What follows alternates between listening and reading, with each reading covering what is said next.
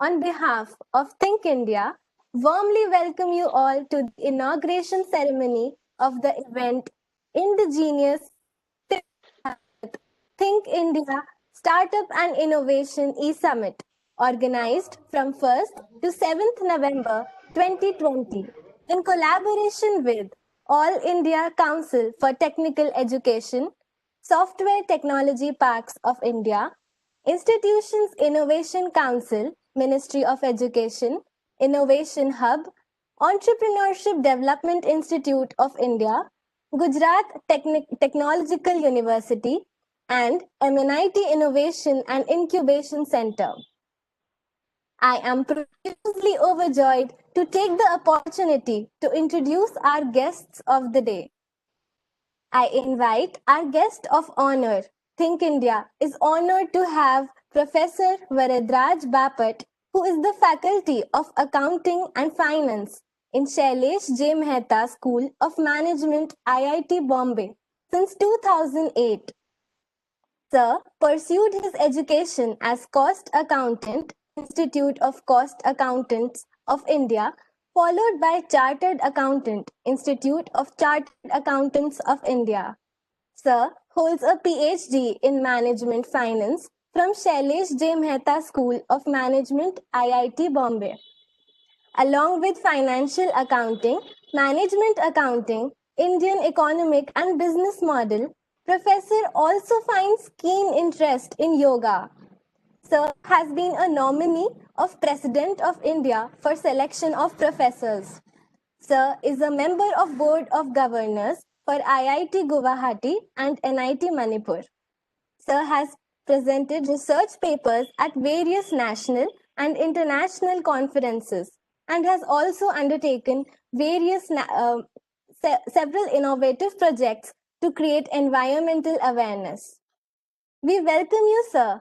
It is our pride with us today. As our chief guest, we are honored to have Shri Ashish Chauhan ji, who is a young activist and national organizing secretary of Akhil Bharatiya Vidyarthi Parishad. Sir has completed his degree in Bachelor of Journalism and Mass Communication from Himachal Pradesh University, after which he completed his MBA degree from Himachal Pradesh University Business School. Sir has also served as the national convener of Think India from 2010 to 2017. He has been instrumental in organizing Think India's conferences. Formerly, Sir had also served as National General Secretary of Akhil Bharatiya Vidyarthi Parishad, ABVP, from 2017 to 2019, and currently serving as the National Organizing Secretary of Akhil Bharatiya Vidyarthi Parishad. After being declared as the National Organizing Secretary of Akhil Bharatiya Vidyarthi Parishad, Sir now continues to work in the dimensions of All India Education Institutes of Akhil Bharatiya Vidyarthi Parishad on national level, currently having headquarters in Mumbai. We welcome you, sir. It is our pride moment to have you with us today. As our chief guest, Think India is honored to have Dr. Omkar Rai, who is the Director General of Software Technological Parks of India, Ministry of Electronics and Information Technology, Government of India. Under Sir's leadership, Software Technological Parks of India has been providing services to IT, ITES, ESDM industry for promotion of software exports and entrepreneurship from the country.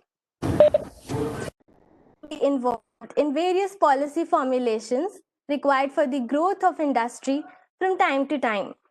Before Software Technological Parks of India, Sir served in National Informatics Center in various capacities. Sir holds a PhD in Statistics from Banaras Hindu University. We welcome you, sir. It is a pride moment to have you in the ceremony today. Along with our esteemed guests, we among us have Shri Ganesh Turerao, National in Charge of Think India, Shri Prateek Suthar, National Convener of Think India, Shri Aditya Kashyap, National Co-Convener of Think India. Shri Shivam Raghuvanshi, National Co-Convener, Think India. Shri Mrityunjay Tripathi, in charge, Think India, Mumbai. We welcome all the members of our team.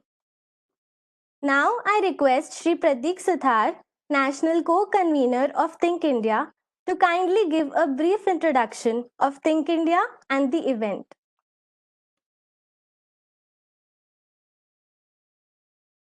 Thank you, Sreshtaji.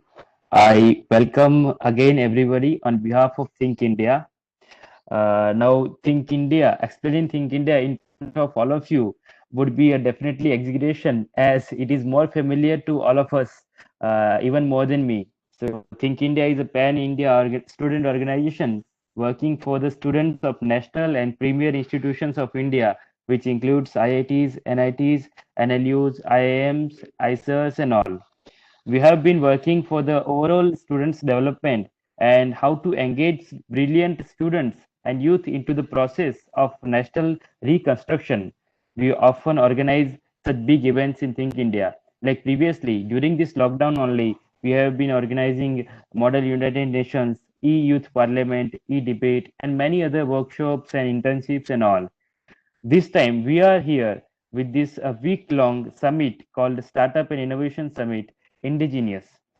From today, the very first session of this inauguration up to the 7th November of this month, this event will be lasting. And nearly 50 innovators and founders of these startups will be with us during this week. They'll be sharing their journey, they'll sharing their learnings with us. So I think this event would be the first of its kind in the India. Nearly 14 plus sectors we have tried to cover in which health sector, education sector, artificial intelligence, women's entrepreneurship, finance, law and banking sectors, rural entrepreneurship and sustainability, robotics, and all. These all categories are there in which the startups will be there and the founders will present their ideas with us.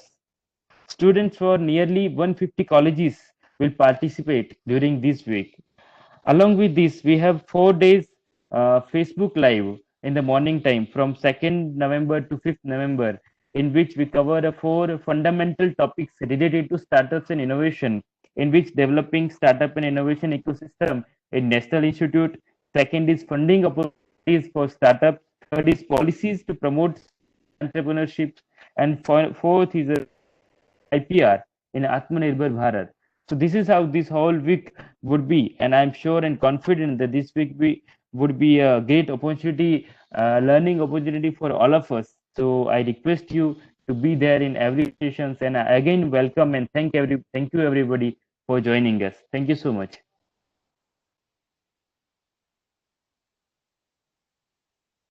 Thank you so much, Pratik ji. That we also have with us Shri Gaurav Sundaram ji, former National Convener of Think India. Welcome, sir. Now, we invite Professor Varadraj Bapat, Faculty, Shailesh J. Mehta School of Management, IIT Bombay, to enlighten us with his words. I welcome you, sir. Namaste.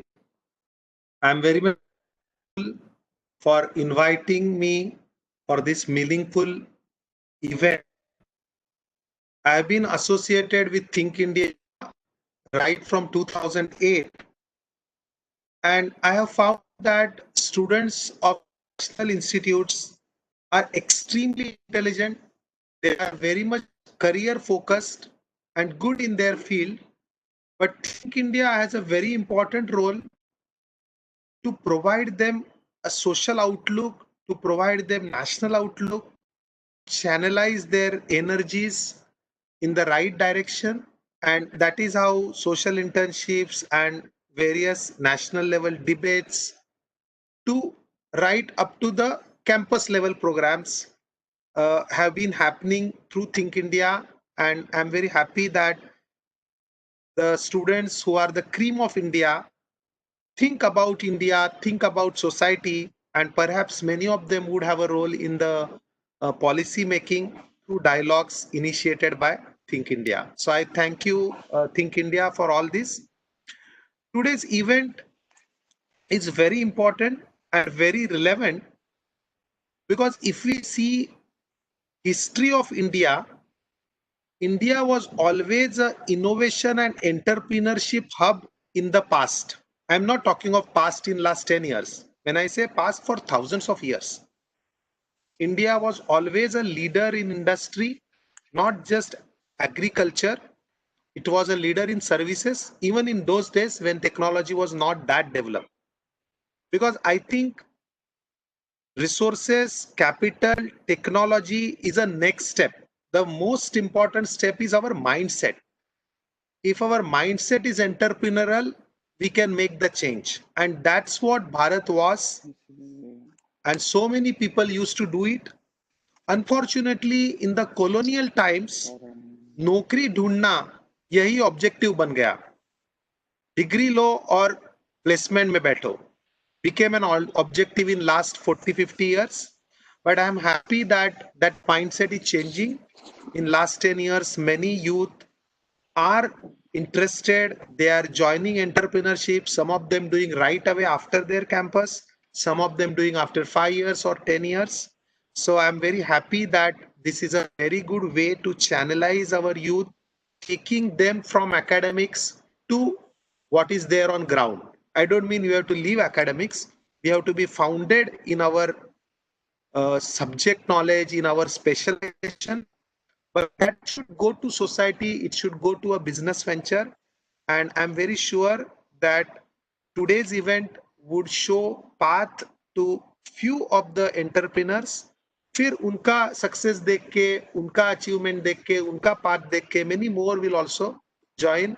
So all the best for the event. Namaste. Dhanyavad. Thank you so much, sir, for your encouraging words. Now, we invite Shri Ashish Chauhan, National Organizing Secretary, Akhil Bhartiya Vidyarthi Parishad, to address the young audience. Over to you, sir.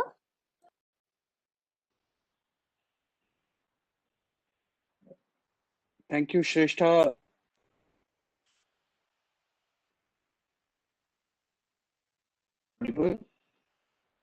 Yes, sir, you're audible. Thank you, Shrestha. Respected Professor Varadraj Bapat, respected Dr. Omkar Rai ji, who is a subject expert for the in this whole week. It would be an apt start to have a conversation from the person who deals technology from the very first end. Ganesh ji, members of Think India, and students, friends across the campuses, be it IITs, IIMs, National University campuses. I must congratulate Think India team now that you have visioned in this pandemic time of a e-summit which will deliberate over 7 days about all the intricate structures, policy, dimensions, and various opportunities which will be provided by various agencies, organizations for startups, for like heading into innovative projects, for initiating your own companies. Say, like speaking about this very topic, the whole environment of this startup ecosystem, it precisely comes up on a plane which is about entrepreneurship, which is about that very mindset that we want to do something. In Sanskrit, which is actually in a bigger reference, Udyamin hi siddhanti karani. So, if you want to do something, you have to execute that task. You have to be entrepreneurial in nature. In that regard, the youth of India, which is the youngest crowd in the world, which is the highest population in terms of young people, uh, which is presently residing in our country, we have this demographic dividend which is being talked about. and we are focusing on our education, we are focusing on our skilling, and thereby, by having our young people, boys and girls who are entering into colleges with presently something around 26% of GER, we are looking at 50% GER through national education policy by 2035. Similarly, there have been projects, targets for Skilling India to make up this number on a higher trajectory and thereby skilling our own people. If we have to do a comparison, US, other leading nation economies, Korea for that matter, has this skilling aspect of more than 90%. In that regard, us as an Indian, we have a huge target to achieve, but looking at the ideation, looking at the confidence of young people, the innovative ideas which are coming up, I must congratulate, I must acknowledge that this present administration under Prime Minister Modi has brought in a conversation about startups. It has brought that conversation about innovations. And I was talking to one leading policy expert on startup ecosystem, and we were in 2010, 11 interacting with each other in Gujarat. The era of 2010, 11, 13, we were talking about all these things on Think India Forum, knowing that there are very less number of people who are having conversation about startup. There are only IIM Ahmedabad, IIT Bombay, and IIT Madras who are having these, you can say, incubation center where some ideas are incubated. But in coming days, by having a policy paradigm shift in the administration, there is a lot of discussion about innovation, and a novel field of student startup and innovation policy has been brought in many sectors, be it Gujarat, be it AICT has brought in a policy. Andhra Pradesh, Kerala for that matter, had gone far ahead through its startup village and through this startup policy. बहुत सारा discussion इस पूरे sector में हो रहा है. Now, if you want to earn a degree, be it a BTech degree or be a master's degree in sciences, there has been a discussion about to include discussion about patents. So while you are learning sciences, while you are learning engineering, while you are learning your own subjects, when you delve into patents, there is a common understanding that whatever happens in this world, whatever the new knowledge is in the world, only 50% is there in the research papers. And if you reach into patents, only 70 to 80% you will be knowing. But from 80 to 100 are business secrets. Even if you have that knowledge, that rests with business companies who make those ideas, companies who sell those ideas, companies who profit from that ideas. Uh, so I will call upon youngster, my friends. This is a apt time when our country was dealing with the pandemic and whole world was dealing with pandemic on one hand. On other hand, we were dealing with this conflict with China, which happens to be a hub of production, and we had to deal with this whole issue where so many things, so many items, products, and we had to rely on uh, countries which were not uh, favorably supporting us on international arena. And we have a sovereignty question, we have a defense related question with those countries. So in that regard, a self-reliant India, India which could stand by its own technology, research, and innovation, and sufficiently provide for its needs in coming years and decades. So, in order to do that whole task, in order to be available for that clarion call, which Swami Vivekananda had once given to youth, उन्होंने कहा था कि मुझे 100 ऐसे युवा चाहिए नचिकेता जैसे जो समाज के लिए खड़े होंगे और उससे देश का यह परिवर्तन होगा.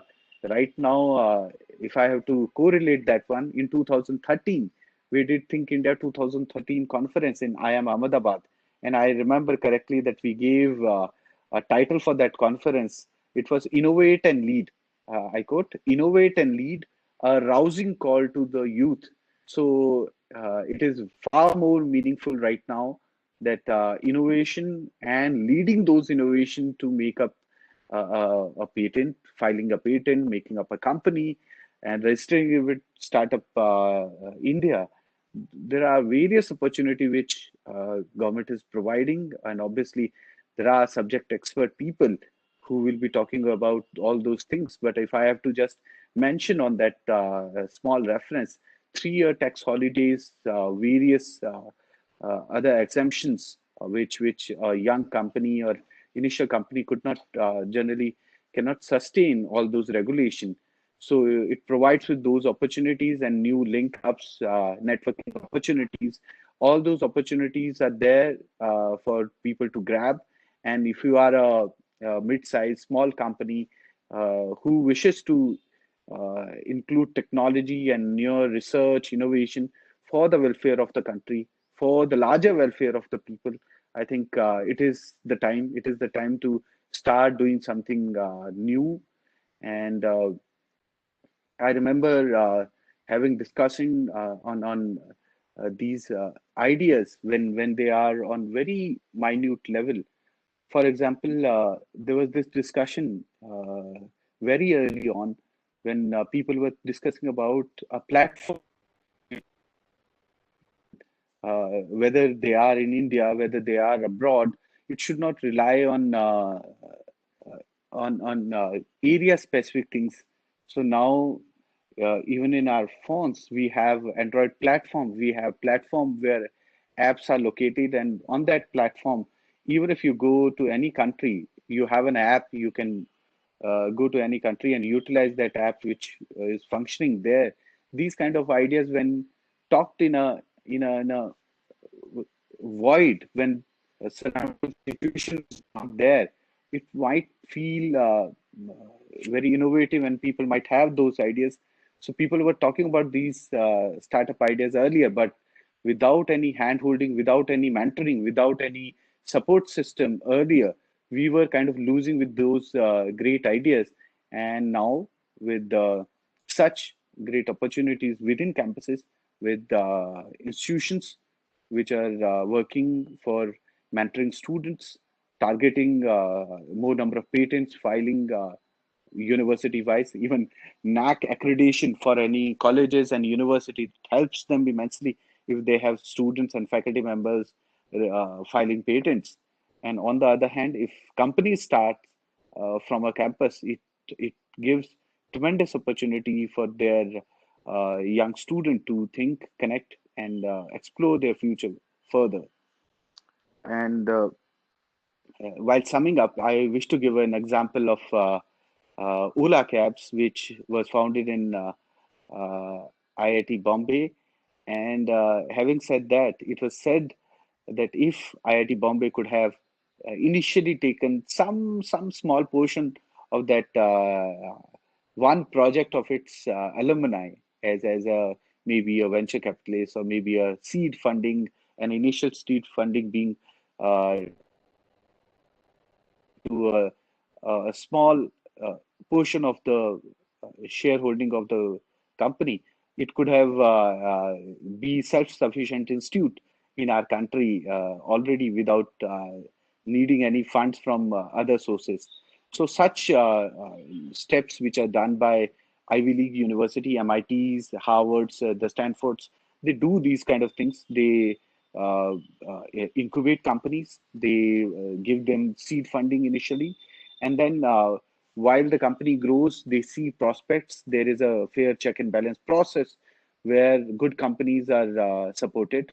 So this kind of attitude is very much needed in our institutions, where a small college also, where a small technology college, where a small management college, journalism college, where a science BA, BSc, BCom college also, they can also be the seed funder for their own students, see their projects, see their ideas. And it is not only the path-breaking technology which are needed as entrepreneurial projects, but it can be startup innovation which would lead in core ideas, brilliant ideas as startups, and alongside it, there can be thousands of many ideas which will become companies and employ hundreds and thousands of people in their places. I think it's a fine day that we are discussing startup and innovation, and through uh, this WebEx technology, we are able to connect across students. And I wish to congratulate Think India once again, and I wish to encourage my fellow sisters and brothers to uh, lead and innovate. It is a call which is given by Swami Vivekananda. I'm here to just reproduce that statement to you in a newer format. Thank you so much. Thank you. Thank you so much, sir, for addressing all of us and inspiring the youth. Now, we Thank you. invite Dr. Omkar Rai, Director General, Software Technology Parks of India, to enlighten us with his words. Over to you, sir. Thank you, ma'am. आदरणीय आशीष जी चौहान, आदरणीय professor Varadraj Bapat जी, आदरणीय गणेश जी, मृत्युंजय जी, आदित्य जी, शिवांग रघुवंशी जी, प्रतीक सुथार जी, गौरव सुंदरम जी, madam Shreshtha, other esteemed functionary of Think India participants. I must thank Think India for this very opportunity, and I am very glad to be here. And I must congratulate Think India for organizing such a wonderful workshop, seminar, kind of conference. They are calling it e-summit, and it would go a whole week. I have seen the entire schedule and the content, and I'm very glad that various vertical of technologies will be discussed, and several esteemed speakers would share their ideas. So that's why I would say that I'm glad to be here. We have heard Adadi Ashish Ji Chauhan, Adadi Professor Varadraji Bapat, and we entirely agree that the way forward for this country is uh, is merely is only in terms of promotion of startup entrepreneurship, creation of product, creation of ideas, and that is how we can solve our problems, and not only solve our problem, but could create much needed wealth, opportunity that our countrymen need. Professor Varadraj Bapat mentioned briefly about the revolutions that have happened all across, and also the contribution India made was actually making uh, hundreds of years before, and how we were actually leaders in terms of innovation, in terms of creation of technologies and knowledge system. Obviously, for the kind of ecosystem, the kind of education we had, the kind of culture of innovation we had, way of life we had. And we all know that our way of life, our culture of innovation, our systems were brought into a lot of distress because of foreign invasions, foreign cultures. And that shattered the entire ecosystem that we had. However, I'm very glad, and you all share my view, that we are passing through a time when we can actually gather ourselves, are actually gathering ourselves, connecting our dots, and creating an ecosystem full of with a lot of self-esteem, wherein young boys and girls of this nation could actually resort to the same culture of innovation, same culture of ideation, and put forth India into the world's innovation roadmap, so that India could once again claim that position it had once, and could not only lead the entire world towards the path of wealth creation and innovation, towards much needed peace, which would happen only when India actually establishes much needed leadership in all walk of life. If we look at the what happened during last 300 years? We have seen several industrial revolutions. We call Industrial Revolution 1.0, which was about innovation and capitalizing on the vapor power, water power. And that led to mass industrialization in Britain and made the entire world market. The entire wealth was actually um, uh, marched towards Britain, and they generated a lot of surplus. And that actually was followed by Europe, and Europe became a center where a lot of innovation happened, modern day innovation happened. They developed and contributed in terms of discoveries and invention, and that gave them much. That gave them much lead, and the wealth was concentrated in Europe. Then came the Industrial Revolution 2.0, which was again about electrical power, and that also happened in Europe and Britain, and that again gave them a lot of lead and concentration of wealth. But then Industrial Revolution 3.0 happened around computers, and it happened from the soil of US in Silicon Valley. And if you analyze the growth that Industrial 3.0 had, was actually happened in US, but it was actually powered by India. The entire IT and research and innovation that happened around information technology system around computers was actually served by from the Indian soil, and it was served actually by Indian IT services industry. We know that for the talent we had, the demography we had, uh, already Aziz Ji Chauhan mentioned about demographic dividend. We had talent within India, and we had the advantage of cost arbitrage, and that led to the outsourcing of IT work in India on Indian soil. And actually, it created a very great IT revolution, third revolution within India. We call it IT revolution, and it right now amounted to about 147 billion-dollar export with 4.3 million professional engineers working all across in the IT industry and developing cutting edge technologies. The IT industry of India actually moved up the value chain over a period of time. And I can say for sure that right now, most of the R&D that is happening in the field of IT and electronics is being actually serviced and supported from Indian IT industry. The patents are being held by the US and American companies, multinational, but the R&D is happening. So India is actually a location, a place where IT R&D as an outsource is happening right now. And therefore, I always say this, that India is actually the place where most of the R&D is happening.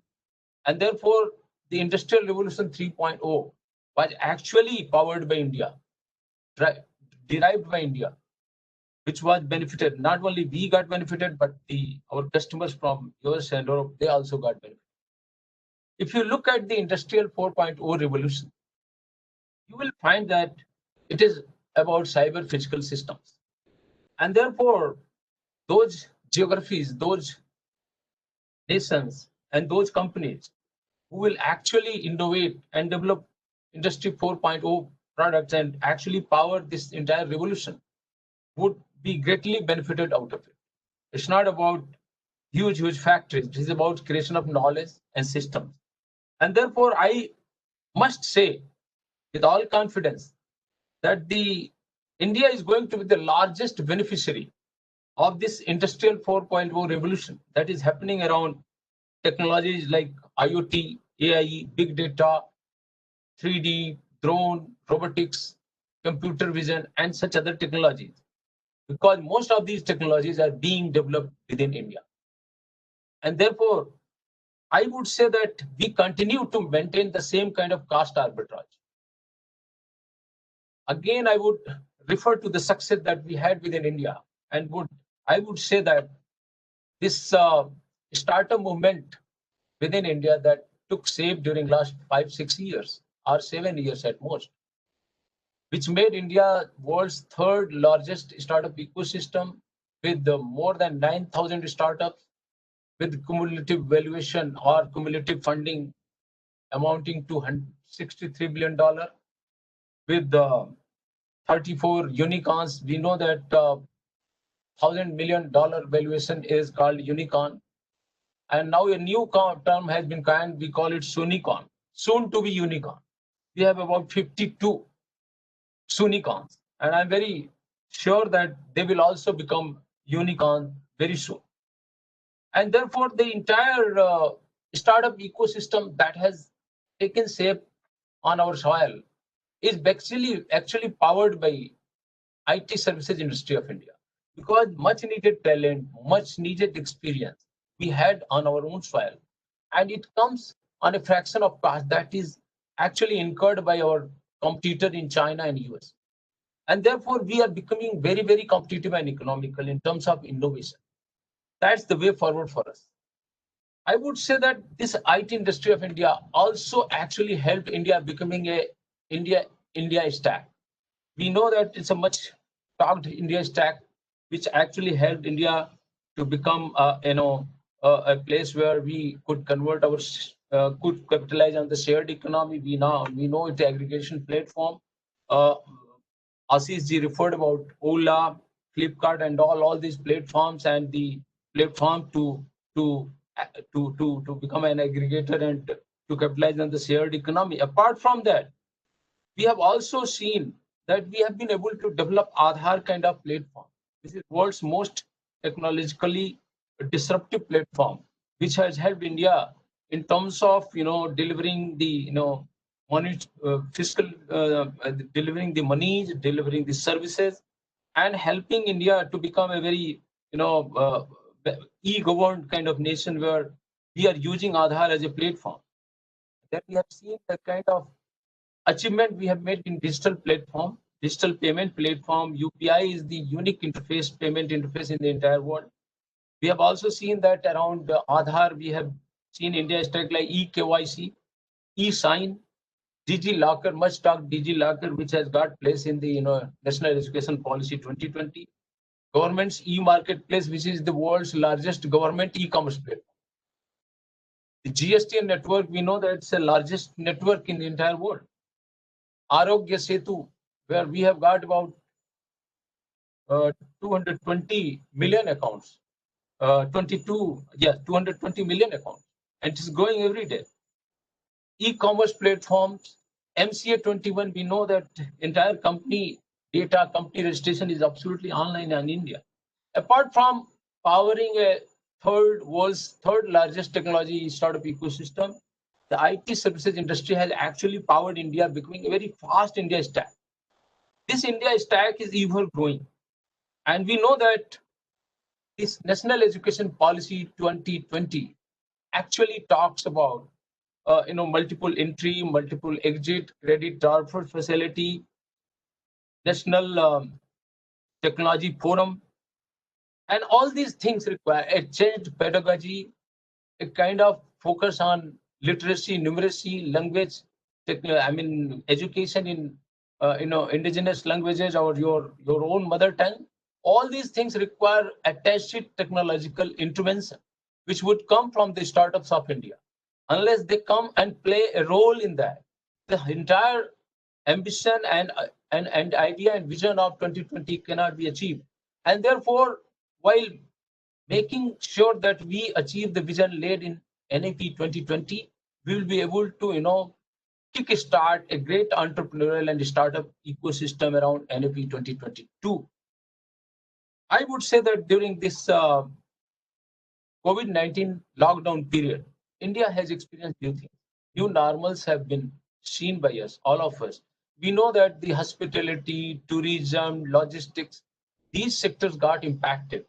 But we have seen a very, very aggravated activity, enhanced activity in terms of fintech, health tech, edutech.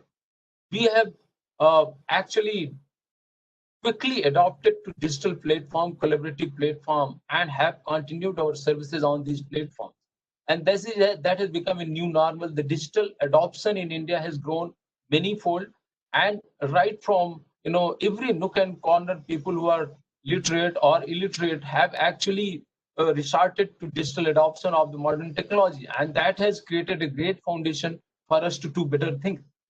We know that so far the technologies are not interactive, they are not very immersive, and they don't give you real life experience, a real experience.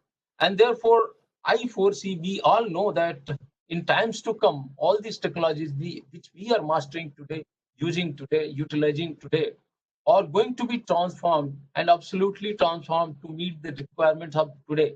And therefore, the technology like animation, visual effect, augmented reality, and virtual realities are going to play a major role, because so far the kind of classes the teachers are taking are not very interactive and not very visual, and therefore you have to create a these technologies to make it more realistic, more immersive, and more interactive, more collaborative. And therefore, all these existing systems will be transformed over a period of time with adoption of these technologies. Similarly, in the field of fintech, we are going to, manless banking branch. We are going to see a lot of activities in terms of changing the entire payment interface. We are going to, use technologies so that our entire transaction become so secure and safe, and the credence is added to an entire process. Similarly, in the field of medical technology, you are going to use again augmented reality and virtual reality to train the doctors, the nurses, because you cannot afford them this real experience of surgery all the time. And therefore, the entire existing platforms are going to see a sea change in times to come by using these technologies. Again, it would be made possible only by the entrepreneurs and the startups. I would say that as I talked about that the industry 4.0 would be actually powered by Indian soil. I would like to refer not much appreciated China's model, because once China started manufacturing, world laughed at them that they are actually the factory labor and all these things. Sooner they started doing things because of cost arbitrage and because of demographic dividends. They started manufacturing things at large scale. They achieved and capitalized on the economy of the scale. And sooner they moved up the value chain. Now they are actually creating products from the learning they had from by serving by providing manufacturing services to their customers. And now they are the powerhouse in technology products, and they are leading the world just after US. I would say that the same thing is going to happen in terms of technology products on Indian soil, because we have experienced the development of product from our soil. We have talent pool in India. We have right ecosystem within India, and we have young boys and girls who are very enthusiastic and have seen the test, seen seen the much needed success stories, role models in India, because we are already third world's largest startup ecosystem, and seen many successes, many role models we have, and success stories are actually so inspiring that young boys and girls of this nation are actually trying to become entrepreneur and startup in times to come. Again, to afford much needed ecosystem, the support system, India has already come up with the Startup India program, which offers very ease of doing business, the tax exemptions, and a single window clearance system for the startups. Is all about ease of doing business. Again, various departments of the governments, state governments, academic institutions, centers of excellence are working together to make sure that the startups could have access to the mentors, access to the capital, access to the market. And in that sense, I would also like to cite the National Policy on Software Product 2019. This is a cabinet approved policy which is already being implemented in India. We know that we have done very well, as I talked, that we have done well in terms of IT services export. But in terms of technology, software technology products, we have not done well. Out of $500 billion world's technology software market, India's share still stands at $10 billion. And therefore, in NPSP 2009, India has aspired and resolved to take the software product market to in the tune of 70 to 80 billion dollar by 2020, 2025. And for achieving this vision, several programs are being implemented by the government. I would like to say that the Ministry of Electronics and IT's Startup Hub (MSH) is one such initiative which is there, which has been created to connect all the technology incubators from this country to make them available world-class practices from all across the world, to bring all the mentors on the same page and to train and give access to the incubators from all sorts of things that they require. Again, there is another program, Next Generation Incubation Program, NGIS, which talks about promoting the young boys and girls of tier 2 and tier 3 cities so that they could also access all those infrastructure, all those ecosystem which is available to their counterparts in tier 1 cities, metro cities. And therefore we want a very equitable growth, a, a kind of similar opportunity to all our countries, young boys and girls, whether they are in rural areas, whether they are in urban areas, whether they are in smaller towns, whether they are in urban metros. And therefore all these things are happening. I would say that the Honorable Prime Minister of India has given a clarion call for Atmanirbhar Bharat, and Atmanirbhar Bharat can be made only possible if we not only meet today's requirement by doing things by manufacturing for our requirement, by imitating what has already been seen as a success in the entire world, and also thinking for the future. We call it ideation, so that we need meet today's requirement, we become futuristic, we ideate for tomorrow and create tomorrow's Facebook, tomorrow Google's, tomorrow Apple, so that India becomes a place from where the technology goes outside in terms of innovation. And therefore young boys and girls are not only required to meet to this requirement. Just for an instance, an example, I would say that if we want to create today's Internet Explorer or browser, we want to create OS, it's all done, being done. Entire world has it, multinational companies have it, you can also have it. You can meet your indigenous requirement, or you call it indigenization. But if you think a new technology which could become bigger than Google, if you can think new ways and means which can replace Facebook tomorrow, then only you can continuously remain Atmanirbhar. And Atmanirbharta is a concept which derived from the self-esteem to meet the overall requirement of this nation from our own soil. I would say that going by the kind of initiatives, the kind of things that are happening around, and going by the kind of sensitization that has already happened among the stakeholders, academia, industry leaders, the governments at large, I am very sure that in times to come, uh, we all will like to contribute in that direction. And I must assure young boys and girls that you just need to ideate, and you will find a whole ecosystem around you which would hold your hand, would take you to the right ecosystem, and they will provide you the kind of infrastructure and support where you can convert your dreams, your ideas into product, uh, and could create wealth and job for our countrymen. With these words, I must once again thank Think India for this opportunity, and congratulate its office bearer, its functionaries, for holding week-long, e-summit, and presenting the entire ecosystem in front of their participants and members. Thank you very much. Thank you so much, sir, for encouraging all of us with your precious guidance. It is indeed an honor to have such eminent personalities on this platform today. Now, I request Harsh Agarwal, Think India team, to present a vote of thanks. Over to you, Harshji.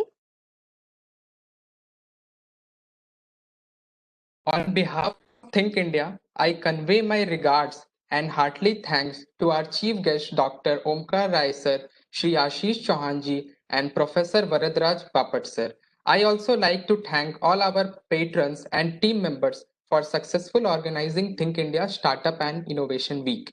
Special thanks to our collaborators, All India Council for Technical Education, AICTE, HTPI, Software Technology Parks of India, Institutions Innovation Council, IIC, Innovation Hub, iHub, Entrepreneurship Development Institute of India, EDII, GTU Innovation Council, and MNIT Innovation and Incubation Center. We look forward for actively participation and productive output of our Startup and Innovation e-Summit. Lastly, I would like to thank all our entrepreneurs and our viewers who blessed us with their presence online today and made this ceremony successful. Thank you to all, and thank you so much. Thank you, Thank Ji. you so much, Harshji. Thank you so much to all the guests, speakers, and students for joining with us today. Now, shortly, in 5 minutes, we will begin with the first session of our Startup and Innovation e-Summit on Startup and Entrepreneurship Development in Education Sector. So, within 5 minutes, we will start with the session. Till then, please be with us. Thank you.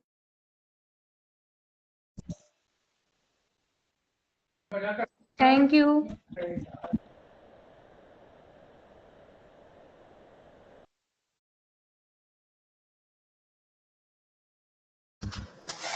I request all of you not to leave the meeting, please. Friends, it's been a great pleasure. So, I would love to, in fact, if you enable me to share, I would love to share certain content. If the technology person handling this WebEx, if they can allow me to share certain content. Hello. Yes, sir. Just give Okay, me. great. Can you give me a moment for a little Yeah, introduction of the event? sure, absolutely. Okay. Thank you so much, sir. So, in India, people have this constant question of when will India become most powerful and developed? And to make a country develop and powerful education plays a key role. So, to bring answer to these questions, Think India organized this very Startup Innovation E-Summit 2020, a platform for education, startups, and entrepreneurs to present their ideas which have power to bring change in the future of our country and make it most powerful. A very warm welcome to all our attendees this Sunday noon. We hope everyone is safe and healthy during this tough time. Starting our own company may seem impossible, especially when it's your first time. But the positive thing is that, unlike most industries, the edtech industry has a lot of room for creativity and innovative edtech startups to succeed. So, here today, we all will witness the insights of education startups journey with our four different esteemed speakers. I am Suhasini Singh from Team Think India, and today it gives us immense pleasure to commence the insightful event themed on education startups in India. Today is the day one of the event, and this is the noon afternoon session. And I assure you all that the next couple of hours would be full of knowledge and wisdom for all young students and attendees present here. Before we jump into session, I would give you a glimpse of how this event process will go. So, we would have a talk session on education startup and entrepreneur journey by our four honorable, eminent, and esteemed speakers. Then, after each talk show, we will be having a short Q&A session where we will be taking few questions asked by attendees during the session. Now, I guess you all are a little bit curious about our esteemed speaker present here. So now I will attempt to introduce our speaker, Mr. Venkatesh Sarvasiddhiji. Mr. Venkatesh Sarvasiddhiji represented India as part of the 14-member leadership delegation to Europe as part of the Commonwealth Nation Fellowship to understand and drive collaborations between India and European nations in the area of education, science, technology, emerging startup, healthcare, etc. Working closely with United Nations Geneva Center for Securing Policy and World Trade Organization. Currently, Sir is working as Senior Head, Digital Skills, Innovation, Partnership and CSR at National Skill Development Corporation. He had formerly served as Country Director of Deloitte and Head of Academic Initiatives and Microsoft Innovation Center. He did his Masters of Science in Consultancy Management from Birla Institute of Technology and Science. So, without taking any more of your time, it's my great honor to invite Mr. Venkatesh Saraswati ji to comments on topic digital skill and startup ecosystem. We welcome you, sir. Thank you so much, Suhas Singh. Really appreciate you and the entire team. So quickly before we get into, I have arranged certain slides which I want to show in terms of what is that we are doing and the kind of initiatives which we have at NSDC. So let me know once you're able to see my screen. Yes, sir. It's totally visible. Great. Thank you. So first of all, a warm welcome, and it's already noon. It's already 12 o'clock. So, first of all, thanks to inviting me. And in this, I would love to touch upon a couple of things. One, to give you an overall view of how the education and the edtech ecosystem is shaping up, the factors which are responsible, and what is that we are doing at NSDC to boost the similar ecosystem. So, this slide is a very interesting slide since I have a lot of edtech speakers also after me following up in the panel discussion. They would be happy to see the kind of a growth online education in India is, witnessing. From a 2016 to 2021, look at the market size. These are numbers are in US dollars. It's a KPMG Google report. From a 73 million size of the market in the primary and the secondary education, it has moved to 773 test preparation sites, the primary and the secondary supplementary education, for example, things like Baiju or a Vamsi's Vedantu or let's say a Topper. Some of these emerging startups are witnessing a lot of momentum coupled with COVID right now because every kid has an access to laptop and they're using digital formats. So it becomes much easier for them to attract further a lot of talent. Then you look into the test preparation sites, which in fact witnesses the highest percentage jump from an 43 million market share to an 515 million market share USD. It's a 64% increase in the test preparation sites, likes of an academies and others of the world who are doing fabulous job in terms of skilling, scaling, at the same time helping students connect online. Then you have something around the reskilling and the online certification space, then higher education, a 38% increase in reskilling and online certifications where NSDC actually regulates their entire ecosystem and we work with many skilling partners. At higher education, we have what, a 41% increase, like the likes of a Scalar Academy and stuff like that, which are again doing a lot of bringing in coding and other platform skills to individuals to deepen their skills. And there are many startups in that space, Simply Learn, and you name some of the international ones even, which are taking up Indian share. Then the language and the casual learning space, which is a 42% increase from a 5 million USD market size to a 29, like an Hello English, let's say, is a startup which is centric around driving innovation in that space. So these are some of the areas in which we are witnessing a fantastic growth. Some of the key drivers for the growth of the online education, if you look into, is the cost of online education, availability of quality education, employability quotient, government digital initiatives, smartphone user base, internet penetration, disposable income, younger population. So these are all the various aspects which are driving the Indian market to the next level. And factors which are responsible for this rapid pace of growth what we are witnessing right now in the edtech space. This slide could be of quite importance, and for all the students who are present today from various colleges, from engineering colleges and BS schools and various different departments and divisions. This is a very interesting slide I've put across, keeping in mind the kind of an audience I have today in the ecosystem. So there are 4 quadrants. Anything and everything available can be put in these 4 quadrants depending on what that organization is. Let's look at the quadrant number 1. you have all the large leading companies, whether IBM, whether Cisco, UiPath, Oracle, NIT, McKinsey, Microsoft, all of them have their own learning academies, wherein they try to impart skills centric around their particular platform. Name the big ones, whether Amazon, VMware, or a Microsoft, or a Cisco, or an Oracle. Each one of them have their own universities, their academies. Those universities are virtual universities, or they are called as virtual academies. They're not physical universities. So, for example, a Microsoft learning resource is called MS Learn. Amazon is called AWS Educate. Some of you would be knowing.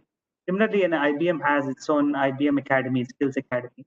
Each of these have tons of content available centric around their particular platform.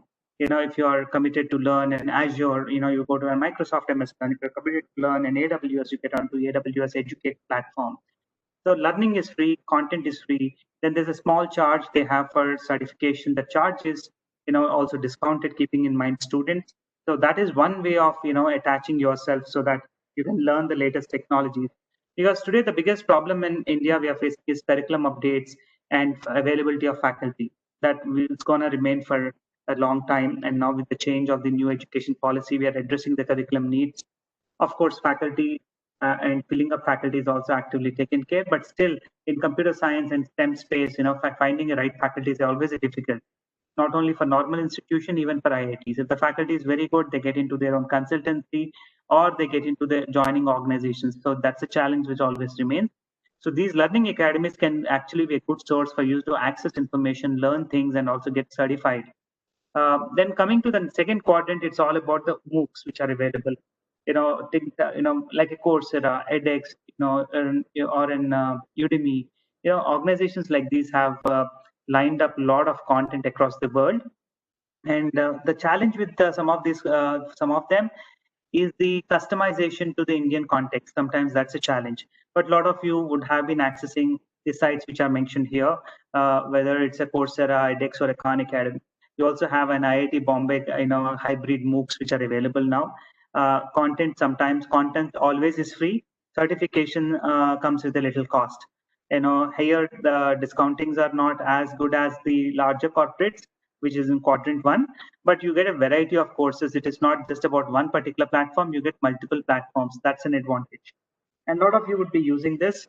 I personally believe the cost of these courses can be brought down a little bit if there is an a market that can be created, of course, and the regulation that comes into play.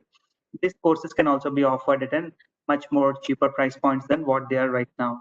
And the third quadrant is all about the government's initiative of a similar MOOC kind of a concept. Swayam is one such initiative by MHRD. It's a great platform. You have fantastic online education courses available specific to Indian context. NPTEL is another one. NPTEL, you would be knowing some of you because it's a combination of all the IITs put together, various online courses. And then you have IGNOU, which is an Government of India's open university MOOC courses. Then you have Future Skills by NASSCOM, and NSDC has its own learning platform called eSkill India. So those are some of the third quadrant government-centric platforms. Then the last quadrant is around startups in the learning space, whether it's a Baiju or a Vedantu or a Metal, which is now Mercer, or a Manipal ProLearn, or an Upgrad or an Udemy, you Baiju, Pluralsight. Some of these are the organizations which are doing fantastic job, and they are actually having their own startups. And these startups have their own courses which are customized to the audience need, and of course they come with a cost. And that cost depends on a kind of course you enroll into. And this space is also buzzing a lot in the current ecosystem. Now, moving on further, eSkill India. eSkill India is an initiative by National Skill Development Corporation. So what is National Skill Development Corporation? The interest of people who don't know about it much. It's an organization formed, by the Ministry of Skill Development and Entrepreneurship in partnership with a lot of private organizations and forums like and the industry bodies like CII, Retail Association of India, L&T, World Bank is also in partner with us. So it operates under the aegis of the Ministry of Skill Development and Entrepreneurship. The core objective of NSDC is to skill the youth and ensure that they have jobs.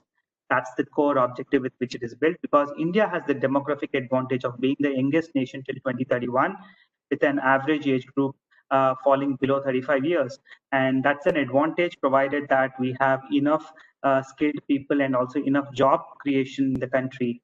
Otherwise, that could become a challenge. So NSDC, in its current situation, is actually looking at that particular need to address the skill gaps, at the same time address the various needs of the people, and also look at the demand side of things, because we work across 37 different sector skill councils. In understanding the market, understanding the demand, understanding the dynamics. You name a sector, we cover almost everything, even from BFSI, banking, financial securities, insurance, to even in agriculture, or even as small as even honey beekeeping. So in all these sectors, we look into areas where the jobs are getting created, where the jobs are in demand, and where there is a skill gap, and how do we address that. For example, if I take up a life sciences sector, the life sciences sector skill council is headed by Dr. Naresh Trihan, the founder of Medanta Hospital in Gurgaon, and very well known and reputed doctor. So he heads the life sciences, the healthcare and life sciences space sector skill council. And along with him, there are veterans like individual CXOs from Fortis, Apollo, Narayan Hrudayalaya, and a lot of many other hospitals come together. So the sector skills meet on and off, and to discuss the skill gaps, availability of talent, and demand of jobs. And those inputs are again shared with us, so that we look at how to create skilling and address skill gaps. So on a number wise, at NSDC, we skill close to 5 million people every year. 2.5 million people come from the scheme-based skilling called Pradhan Mantri Kaushal Vikas Yojana, so which is a program run by by the government of India. And we have a wide reach. The reach of us is one of the strength, because NSDC, if you look into 850 districts which are there in India, we have a coverage in more than 720 of those districts, and we have close to 820 PMKKs, Pradhan Mantri Kaushal Kendras, which are centers of excellence set up in various districts, so that everybody get an access to skilling. And of course, to support the citizens, and also the looking into the financial conditions of various people, all the courses offered under PMKK or individuals who are enrolled are free of cost. The fees is actually reimbursed by the government. So, we look at creating the jobs at the bottom of the pyramid, blue collar workforce, and there are close to 3,400 job roles. Job roles ranging from a data operator to a web developer, to be even jobs like the blue collar workforce space, like an electrician, plumber, beautician. And we are looking at multiple jobs and not specific to one sector, so that we have a holistic development. That's what typically we look into. So to address that particular program, what we have overall as a skilling, we have started something called eSkill India. So eSkill India is an online aggregator learning platform for anything to do with skilling.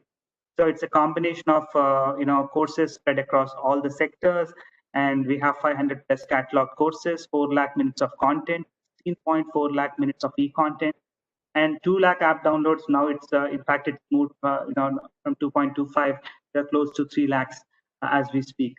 In this particular month, we have done a fantastic number. During the COVID times, a lot of people have shown a lot of interest getting online, and our numbers have moved up. So widely accessible, wide array of courses. QP stands for qualification packs. For every course, we define certain standards. Those are national standards, and they're measured as QPs and NOSes for individuals who don't understand. Self-paced learning, interactive, easy registration, and friendly navigation. One of the things I personally, because I joined NSD a year back, I come from corporate experience of close to 18 years. And I was in the previous role, I was, at Microsoft Innovation Center. I had the opportunity of nurturing, mentoring a couple of startups across different sectors.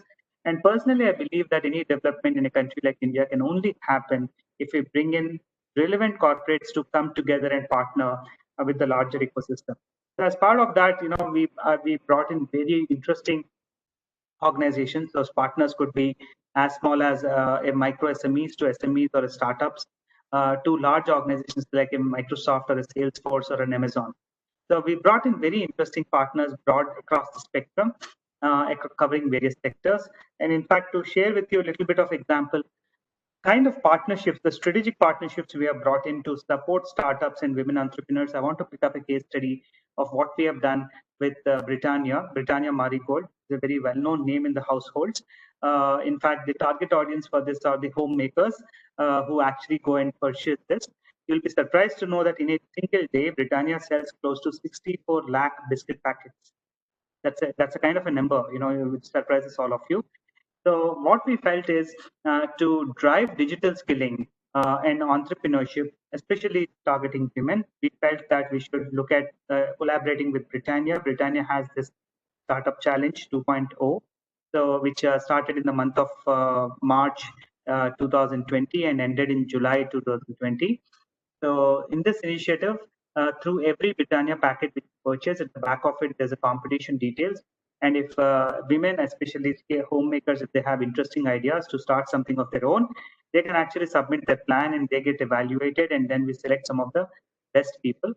And to further empower them, what we have done is all of them who register, maybe 10 of them or 15 of them will win these prizes. That's okay. But there are many millions of people who register. We offered them an online course which talks about entrepreneurship in different languages. The purpose I felt personally is homemakers would have sacrificed their dreams of starting something of their own for their personal reasons, could be family, could be kids, could be situations, could be anything. So to empower them and give them a ray of hope and to make them feel part of the community at the same time, also grow up their entrepreneurship or their ideas, what they have, this platform is a fantastic platform. It's like giving wings for those aspirations. So what we have done is apart from 10 lakh worth prizes for each business idea, we have also given a fantastic, we developed a course along with Vadvani Foundation. Vadvani is a philanthropic foundation. They do great work. In fact, they have Center of Excellence for Innovation, which is set up in ISB. They do a lot of good work with various B schools across the world, founded by Dr. Romesh Vadvani, who's a Padma Shri and a very respected gentleman who's based out of US. And his foundation actually helped us in creating content in different languages. And we offered this content to all the women to educate them about entrepreneurship, how to start a startup, PIN, all the regularities and regulations which are required, and various mudra schemes which are available for women. And we have actually done digital skilling during the COVID times, and we have received surprisingly 1.5 million entries. That shows how successful it is. This campaign actually kicked off in the first week, second week of March, and from third, fourth week we were on lockdowns, and this campaign ended in June, July. In spite of entire campaign running during the lockdown period, we have seen 1.5 million entries. That shows the diversity and the kind of a scale we have in India. This is one partnership, and I personally believe that similar partnerships can be run across the country. And then we partnered with Amazon because Amazon has a great reach across the ecosystem. So we felt that we should partner with them in driving awareness about COVID-19. This was a campaign which we started in the first week of April, ran it till 2-3 months to talk about COVID in different languages, demystifying the myths, and also creating digital awareness on various aspects related to COVID. This was one of the campaign which we did Amazon. I'm just quickly running through so that we don't fall short of time. And then the other interesting thing we have done with the Microsoft Skill India mission, wherein 1 lakh youth across the country will be provided digital skills for the next 12 months, free of cost, content is free, trainings are free, even joint certifications from Microsoft and eSkill India, everything is free. We were targeting 1 lakh youth to be skilled on digital skills. I somehow see Microsoft Word, PowerPoint, Excel are the things which are no more a choice, they are life skills. And if any individual at the bottom of the pyramid, I'm talking about individuals who are college dropouts or who are just looking for a job and they don't have a job, or who have not gone to do their bachelor's or left out even bachelor's, even those people can enroll into these courses. And these courses give you a wide array and a range of content, digital content, which will make you enabled digitally and make you a digital literate person. And apart from that, Microsoft Word, PowerPoint, Excel, if an individual actually learns this for 2 to 3 months, can actually get a job, a decent job of 15 to 20,000 wherever they are, and operating as data operators or office assistants or whatever it is. It gives an employability. So that's the kind of a thing. Now we extended this partnership. In fact, last week it was released in the press also. We've extended this to skill further 1 lakh people, targeting women and young girls who are college dropouts or school dropouts at the bottom of the pyramid. who can be empowered digitally so that they get a job. So I'm looking at this kind of initiatives which can really enhance and improve the employability, give an opportunity for the people who are disconnected or who come from the bottom of the ecosystem so that they have a job with which they can successfully lead their life with dignity. And so this partnership, Amazon I covered about, Britannia I covered about, British Council. So we have seen that English speaking skill is certainly an important skill in a country like India. And we have seen even the wages of the individuals who speak English is better paid. For example, drivers in Delhi who speak English or in Mumbai get little better paid than the drivers who don't speak English. So we have seen across certain sectors that people who speak English are better rewarded. So understanding that, what we have done is uh, you can't look at uh, you can't just look at learning English, but also certifying. So we have partnered with British Council, and as part of this partnership, we offered 1 lakh free assessments and certification, which otherwise cost 750 rupees per certificate. We made it for free, and 28,000 students have already taken it. The other academy which people may not be knowing is that Saylor Academy. The Saylor is Michael Saylor is a philanthropist from Washington, USA, and he has formed this academy called Saylor Academy. As part of the Saylor Academy, any course you do, content is free, and even certification is cost, is a free. So that means you need not pay for a certification, unlike edX and Coursera of the world. So we partnered with Saylor, brought that academy to India, and a lot of people in India are accessing this. And my urge to all the Indian students who are there in the forum, certainly look at Saylor. They have beautiful content, and you can access content and also certification. So these are some of the kind of partnerships what we have done. Similarly, we have brought in other partnerships like a Salesforce. Salesforce was looking at creation of 0.5 million jobs in India for the next 3 years. That means Salesforce partners would be hiring a lot of people on CRM as a platform. We partnered with Salesforce in training youth on CRM as an area so that they get job opportunities as they go forward in the next 2 to 3 years. Similarly, SaaS operates in various sectors, and it's an analytics, data analytics, and machine learning kind of a tool. With Upgrad, we brought online classrooms during the lockdowns to various skill centers. We have NSBC operates majorly in the skilling ecosystem. We have 20,000 plus skill centers across India. Upgrad has been really kind enough to partner with us, and we have actually offered their courses free online class tool. Similarly, Virtual Learn, ID Mentors, Vadvani Foundation. Vadvani Foundation offers very interesting course for you to look up to also. It's a course on employability, English, and entrepreneurship. Covers all three aspects, and it has 160 hours of course content. We partnered with them, and we ran it even in our various centers. Some of our digital initiatives during COVID, we were working with many organizations, EdTech, majorly coming from EdTech because that is one of the things which was highly required during that time. We used our partnerships to drive. We even work with Microsoft, Google, WhatsApp, and some of these organizations to create last mile connectivity. Moving on further, just in interest of time, I think the last slide is English employability and entrepreneurship. This is a fantastic experiment we have done with Vadvani Foundation, wherein 105 learning hours of EEE course has been created, and it serves various job roles across sectors. And we have seen a lot of advantage. This course is also integrated with the Pradhan Mantri Kaushal Vikas Yojana program, so that many skilling, individuals in the skill ecosystem are benefited, and it's offered to the entire scheme-based policy under which many of them are accessing this course, spread across many sectors. There are close to 12 sectors which are mentioned here. So this experiment has gone extremely well in imparting English, employability, and entrepreneurship skills across the skill ecosystem. With this, I would like to end, and if you have any question, I'll be more than happy to answer.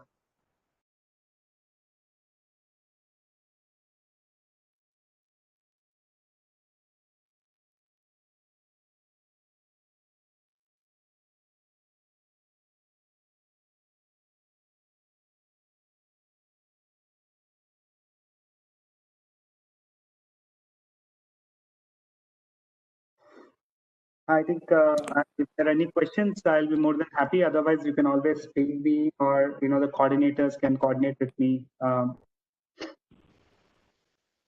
are a few Thank you questions. for Thank you, sir, for joining.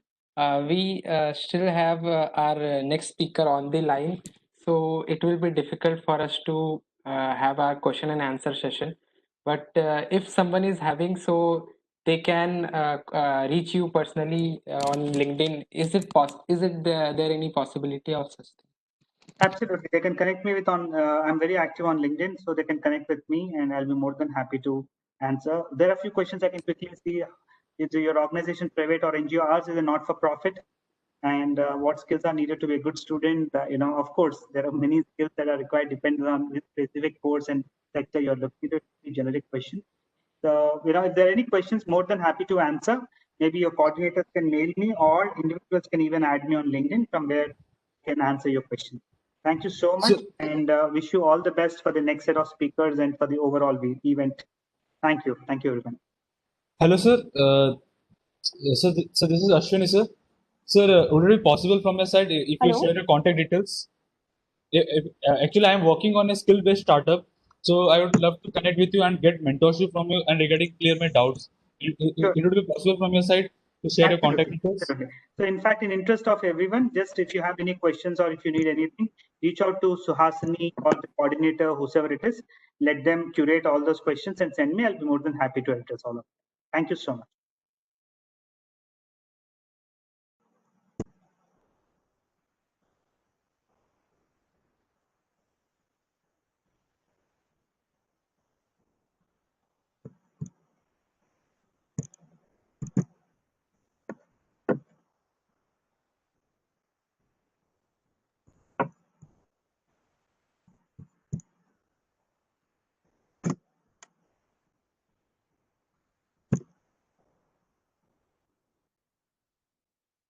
Swazini, please proceed.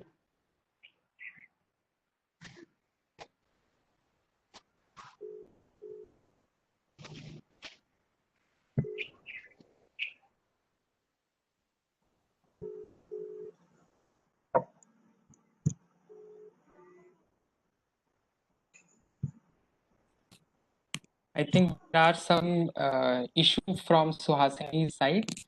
So thank you, sir, for joining. And we are looking forward for our more sessions in the coming event of Think India. And we would surely like to thank you from our side, from the organizing team of Think India. And very thank you for joining. Thank you, sir.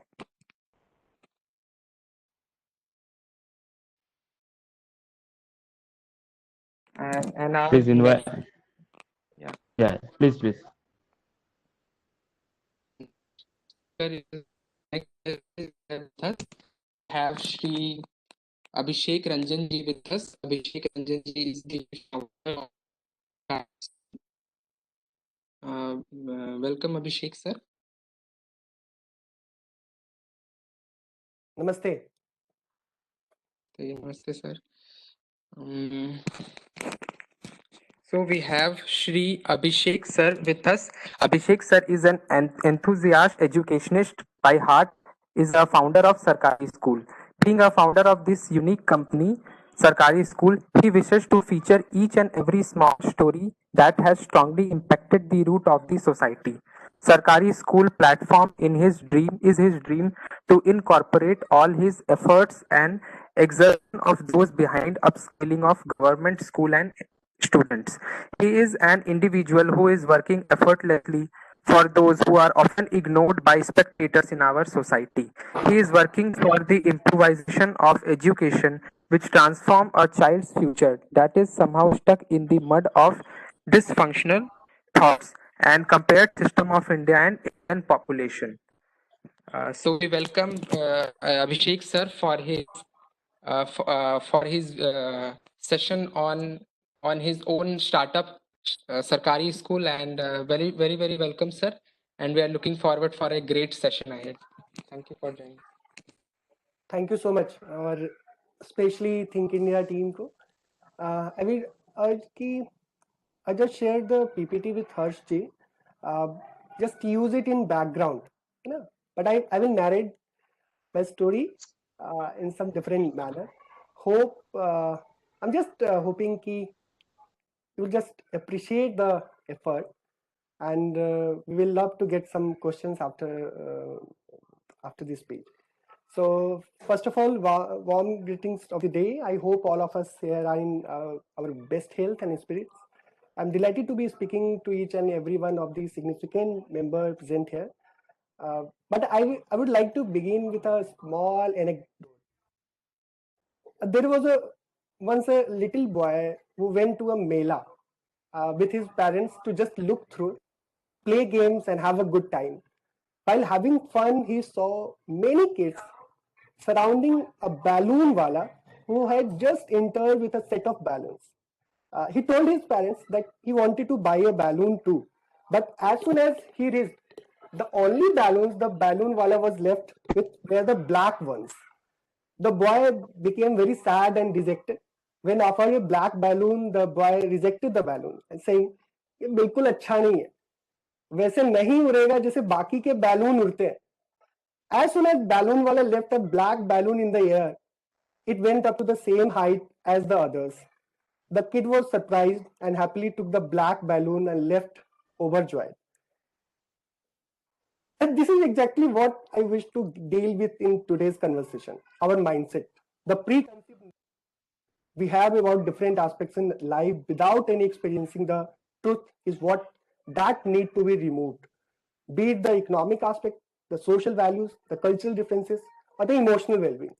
Every individual lives in a different environment around him or her, which becomes a part of life and eventually their learning experiences.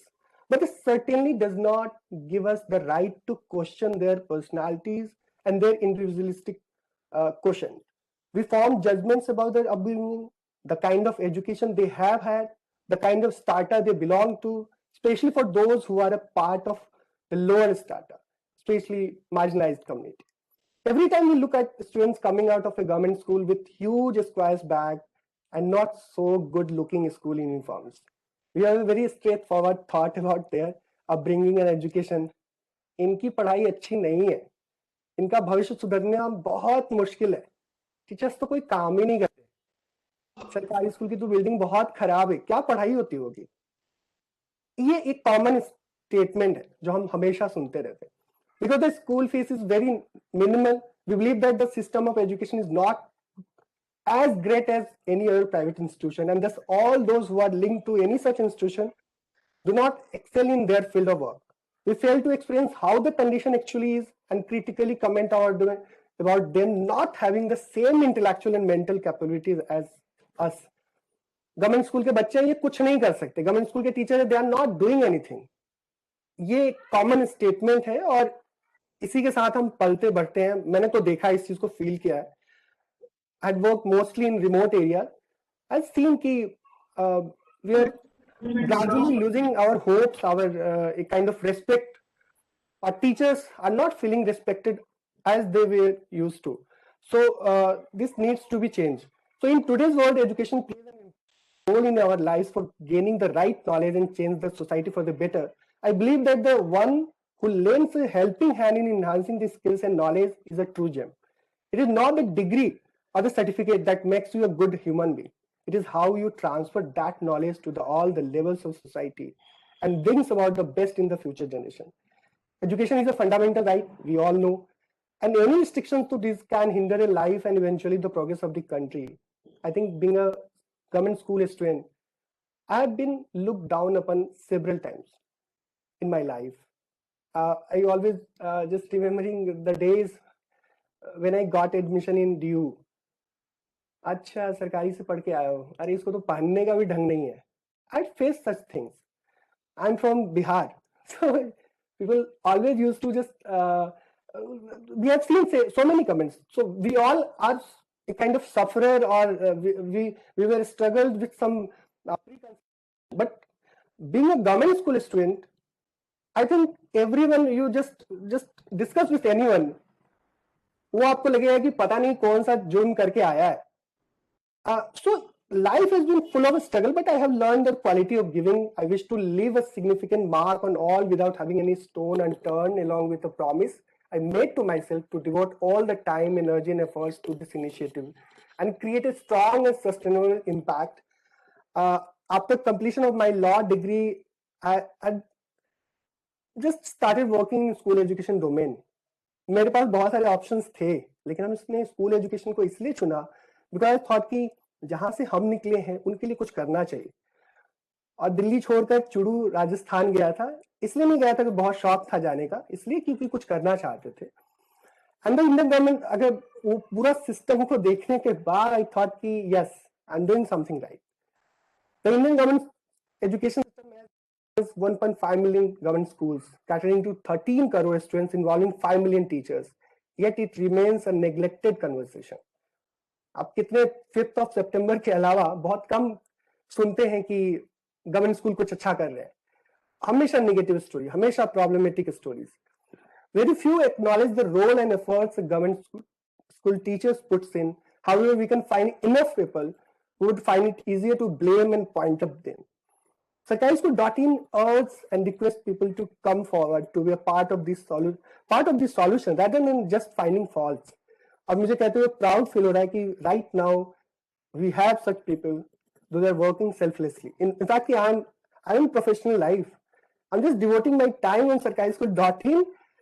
Other than just शाम के time में लोग web series पे आजकल time को गुजारते हैं, कोई मिर्जापुर देख रहा है, कोई कुछ और देख रहा है. हम ये काम सरकारी स्कूल के लिए डिवोट कर रहे हैं क्योंकि ये बहुत जरूरी चीज है. Thus, we at Sarkari School brings in an initiative which works towards providing recognition to all those vulnerable men and women who effortlessly help in the field of education and stay motivated throughout the process of engaging with that strata of the society that is neglected. We wish to create a pro-government school narrative. I'm again repeating. We wish to create a pro-government school narrative which inclines toward appreciating the true heroes who are contributing and spreading knowledge without thinking about their personal benefits and are trying to create educationally empowered India. They want to make the underprivileged competent and strong to stand tall on their feet to support the country and their families. हमने एक story publish की wrinkle Bagga की. He is from Chhattisgarh, Mahasamund district. He is working with primary school. And you know, he has a dream to see his student in Olympics. He started working with few kids.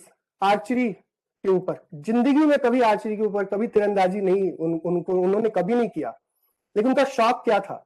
Dream, Olympic में बच्चों को भेजना है. And he is trying his best without having any resources. Class 4 का बच्चा उसके साथ काम किया. विद इन 8 months वो बच्चा स्टेट लेवल के प्लेयर बना, स्टेट लेवल पे कॉम्पिटिशन में गया. और क्लास 4 का बच्चा जब स्टेट लेवल पर खेलने गया तो एवरीवन वाज सरप्राइज्ड कि ये बच्चा इतनी कम उम्र में कैसे आ गया स्टेट लेवल पे, और विद गवर्नमेंट स्कूल का. हम उनकी स्टोरी कहां सुनते हैं? कहीं सुनते हैं क्या? वो महासमुंद के डिस्ट्रिक्ट लेवल पे किसी अखबार में आकर खत्म हो गई वो स्टोरी, किसी को नहीं पता चला. We want to recognise them. हमने उनकी बात करवाई. नेशनल के आर्चरी कोच हैं, उनके साथ वो खुल के नहीं आना चाह रहे थे, उनकी इंडिविजुअली बातचीत करवाई. He was looking for a kit कि हमें स्पोर्ट्स किट. एक किट के भरोसे उन्होंने काम किया अपने स्कूल में. And through that story, he is now getting a kind of support, coaching, and also he's also looking for a kit. I don't know कि हमारी स्टोरी के बाद उनको किट मिला कि नहीं मिला. हम लगातार फॉलो कर रहे हैं, उनको नहीं मिला है अभी तक. बट वो उनका एक ही कहना था, सर मुझे कोई और किट मिल जाता ना तो मैं अपनी बेटियों को भी ओलंपिक में भेजने का सपना देख पाता, क्योंकि हमारे पास केवल एक ही किट है. हम ऐसे लोगों की अगर स्टोरी पब्लिश करेंगे, ऐसे लोगों को रिकॉग्नाइज करेंगे, देन गवर्नमेंट स्कूल के बारे में नैरेटिव चेंज होगा और लोगों को प्रॉब्लम नहीं दिखेगा, लोगों को दिखेगा कि हम कैसे इसके पार्ट ऑफ सॉल्यूशन बन सके. So सरकारी school believes in the concept of giving and just want to help those people who transfer their skills and capabilities to these children and make a huge difference in their lives. We want to make this platform such that the idea of inclusivity is given more importance and meaning, and that nobody in the society feels lesser than. So far, government Sarkari school has interviewed 200 plus educators and contributors in field of education. Personally, you can just go through with our YouTube channel, our Facebook page. You will not find a kind of informative gyan they came and they shared their experiences only. And through that process, we got a kind of understanding their ideas, perspective, their experiences. And I'm delighted to share that we had successfully spread our reach to 23 states involving 200 plus teachers. We currently treasure a collection of more than 150 stories and publishing at least 2-3 stories of knowledge, inspiration, information, and best practice every day. So yes, we are trying. Yes, through these small efforts, we are trying something. The core of our organization are to create a culture of appreciation where deserving teachers receive acknowledgement, sense of recognition to the teachers, students, and contribute in the field of education. Sense of recognition बहुत important है. Teachers को salary मिलती है, अगर उनको respect नहीं मिलेगा ना, तो ये पूरा एजुकेशन सिस्टम के पायलट वही है, वो पायलट नहीं चला पाएंगे ठीक से हवाई जहाज. To create a platform where there is an exchange of ideas and inspiration. They don't need any kind of information. उनको ट्रेनिंग बहुत मिल रहा है, बहुत तरह की मिल रही है, उनके पास इंफॉर्मेशन भी है, नॉलेज भी है, but they need ideas and inspiration. I'm again saying ideas and inspiration. They are suffering with lots of challenges. There is a lack of enabling environment for them. Just make any government school teacher who are working in remote areas, especially in rural and tribal areas, वो बताएंगे आपको story कि कितना मुश्किल होता है काम करना. हम easily blame कहीं से भी बैठे, teachers are not working. So without wasting my time, with great work comes great responsibility. Our team involves dedicated and honest personnel, including 40 plus volunteers, most of whom have never seen or been to a government school. However, they are getting the sense and the true meaning of our initiative, and they are saying, "Sir, इससे पहले तो हमने कभी government school के बारे में इतना सुना ही नहीं था." Yes, they are working and they are contributing. We are working on different projects. Just I'm sharing one project called Kahani Kosh. 15 volunteers are creating video story under project Kahani Kosh, where they are creating contents without any graphics animation. As we thought, these things are replacing teachers in remote areas. Technology कभी भी teachers को replace नहीं कर सकता, specially remote areas में. हमने उनको सपने दिखा दिए, हमने उनको बड़ी चीजें दिखा दी, बता दी, लेकिन हमने ग्राफिक्स और एनिमेशन के थ्रू जो कंटेंट बना, उनकी वजह से हम टीचर्स का रिस्पेक्ट सोसाइटी में कम कर रहे हैं. बिकॉज जो हमारे रिमोट एरियाज में रहने वाले लोग हैं, वो they can't afford kind of content, जो डिजिटल कंटेंट मिल रहे हैं उनको, उनके पास नहीं है पैसे उतने जो अफोर्ड कर सके. और जो कंटेंट आप दिखा के एक बार दिखा दिया उनको एनिमेशन टाइप का, तो so we are trying to just working on it. We are also working on kind of art for learning project. We are right now working on multiple projects.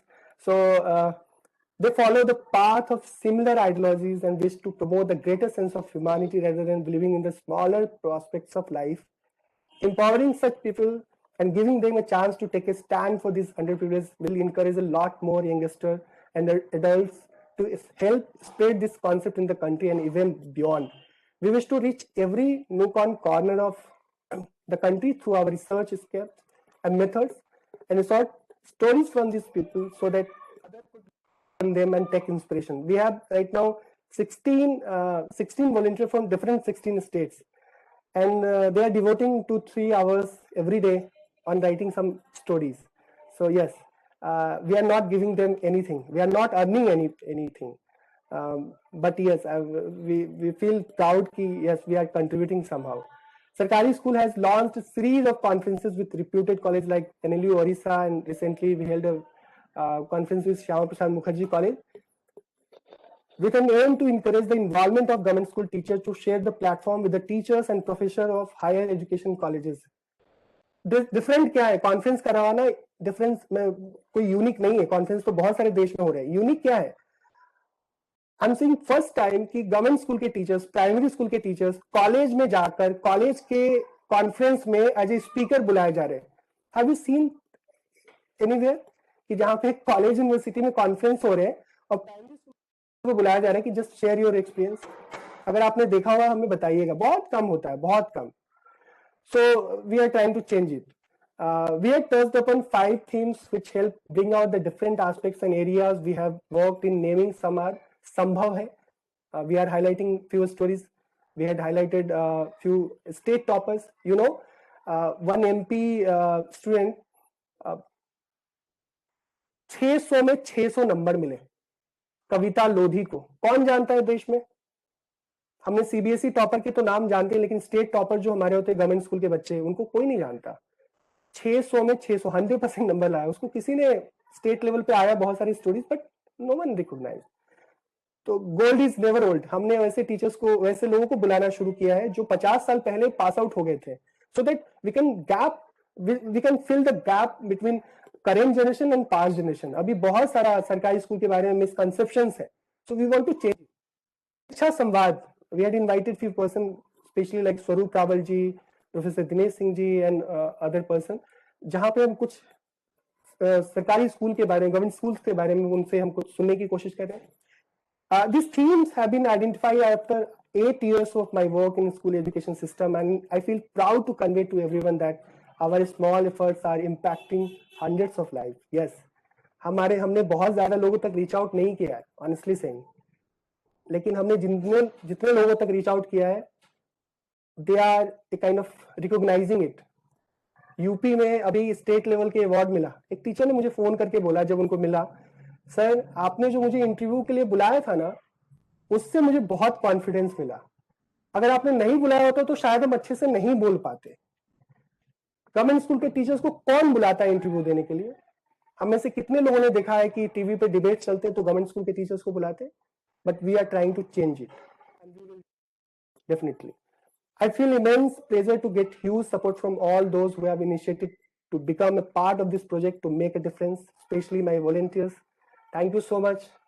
I would like to leave you all with a food for thought about why taking such steps is important for the progress of our country and how the education system can be influenced greatly only and only if we change our mindset. And mindset is just see that it is only small steps that can lead to a big change, and thus Sarkari School wishes to be the facilitator in this battle to engage deeply and connect every individual to this thought with confidence and pride that Sarkari sabse sarkari. This is our motto. Jai Hind. Thank you so much. Thank you so much, sir. Harshi, am I audible properly? Yes, you- Oh. Yes, you are audible. Thank you so much, sir, for this wonderful session and talk you gave us. It's my great honor. It's actually our great honor to have you us today. Sir, if you give us permission, we would like to have some question and answer session which was given by our attendees. Yes, yes. Okay. So, sir, our first question asked by one of our attendee is, are the students of government school are fully prepared for the competitive world with the teaching methods they are provided with? Answer is yes. So, second question. No. एक line में एक question का answer नहीं हो सकता. हमारा pre concept notion क्या है? ऑनेस्टली सेइंग, गवर्नमेंट स्कूल के बच्चे तो कमजोर ही होंगे. नहीं, आप किसी भी गवर्नमेंट स्कूल में चले जाओ रिमोट एरियाज में. I work with 4 set of government schools. I work in flood affected area called Araria Bihar. I also work in Bundelkhand जहां पानी की बहुत दिक्कत होती है. I also work in Barwani, a typical tribal district. I also work with in Varanasi for almost 3 years. Typical rural schools. And I seen कि बच्चों के पास बहुत टैलेंट है, but they are not getting a kind of platform. हमने अभी just एक initiative लिया. यूनाइटेड नेशन के 75 years हो गए थे. हमने कहा कि भारत को, यूपी को 25 years के बाद कैसा देखना चाहते हो एजुकेशन में. हमने प्रोग्राम इवेंट कराया और बच्चों आप जाइए हमारे यूट्यूब चैनल पे उनके स्पीचेस सुनिए बच्चों के. उसमें प्राइवेट स्कूल के बच्चों को बुलाया और सरकारी स्कूल के बच्चों को भी बुलाया. हमने कहा कि थोड़ा गैप भी भरते हैं ना. प्राइवेट स्कूल के बच्चे इंटरेक्ट करते ही नहीं है, उनको लगता है सरकारी स्कूल के बच्चे पता नहीं किस ग्रह से आए हैं. लेकिन आप उनकी स्पीचेस सुनिए, उनके कमेंट्स सुनिए। हमने एक छोटा सा कंपटीशन करवाया था, माई टीचर माई प्राइड। हमने 15 अगस्त को एक छोटा सा कंपटीशन करवाया था। हमने जिसमें कहा था कि can you share your thoughts about कि how you wish to see your schools after 10 years। उन बच्चों के पास बहुत ज्यादा बोलने के लिए था। आप कोई भी कंपटीशन करवा लीजिए, कोई भी कंपटीशन किसी भी तरह के, और केवल दिल्ली की बातें नहीं कर रहा हूं मैं, रिमोट एरियाज की बातें कर रहा हूँ। सो अभी बिहार की एक साइंस टॉपर बनी है। हम बिहार के बारे में बहुत सारे मिसकंसेप्शंस है। साइंस टॉपर नेहा का स्पीच जाके आप, नेहा का स्पीच नहीं, जस्ट इंटरेक्शन आप जाके देखिए। टिपिकल रिमोट एरिया में रहने वाली वो पहली जनरेशन की लड़की है जिसको 10th के बाद भी पढ़ने का मौका मिला। उससे पहले नहीं मिलता था वहां पे, चूंकि कोई हाई स्कूल ही नहीं था। और आप उसकी चीजों को देखिए, कितना टैलेंट है उसमें। तो बच्चों के पास बहुत टैलेंट है और सारा रिसोर्स भी है। बस ये है कि हमें उनको उनके जो काम है, एफर्ट्स है, उसको रिकॉग्नाइज करने की जरूरत है। साथ ही साथ में जो हमारे गांव से रिलेटेड जो लोग हैं उनको सपोर्ट करने की जरूरत है। जो गांव से नहीं रिलेटेड है उनको उन लोगों तक पहुंचने की जरूरत है। अगर हम ऑनरशिप लेंगे तो होगा, चीजें बदलेगी। तो मेरा मानना है कि हाँ, बच्चे कर सकते हैं। यस, सॉरी थोड़ा लंबा हो गया। Hello. No, sir, it was very an insightful answer from your side. So, hello. Yes, yes. Okay. So, thank you so much for your presence here, and we hope to have your blessings for our future endeavors as well, and to have an opportunity to hear from you again through another insightful webinar. It was wonderful to have you, sir. Thank you so much. Thank you, everyone. And I will urge you, just I've seen one question, ki how can we students contribute towards this great initiative? I will urge you to visit sarkarischool.in, very simple web address. And आप देखिए उसकी stories को। अगर आप भी हमारे साथ जुड़ के काम करना चाहते हैं, जरूर आइए, आपका स्वागत है। हम सब खाली टाइम में ही काम करते हैं, हम दिन भर अपना प्रोफेशनल वर्क करते हैं। तो आप भी अपने, अगर आपके पास थोड़ा टाइम है तो जरूर इन्वेस्ट करिए। और हम लोग बहुत सारी प्रोजेक्ट्स पे काम करें, चाहे आप किसी भी फील्ड के हो। हम जरूर, हमारे पास बहुत सारा काम है जिसके साथ आप, और एक सेंस ऑफ कंट्रीब्यूशन के साथ, ये नहीं कि हम कुछ भी कर रहे हैं, सेंस ऑफ कंट्रीब्यूशन के साथ, एक सेंस ऑफ लर्निंग के साथ, सेंस ऑफ मीनिंगफुल वर्क के साथ हम करेंगे। Thank you so much. Thank you everyone. Thank you so much, sir. Now, without further ado, we are having our next speaker with us, Mr. Amit Singh ji. I would like to now give you all a glimpse of our next esteemed speaker. Amit Singh ji, an alumnus of Indian Institute of Technology, Roorkee, and prestigious Indian Institute of Management, Ahmedabad, ardently supports the No Sir, No Madam cause. Formerly the Assistant Vice President, India's Bank, Amit Singh is now the co-founder of Bright for Learning Solutions, which develops innovative fun learning in products for kids, and the brand name is Super Kids Leaks. Bright Fox Learning Solutions aims to change how concepts are taught to kids and make personalized learning a reality. He is associated with Vision Indian Foundation as a change agent. We are very honored to have you, sir.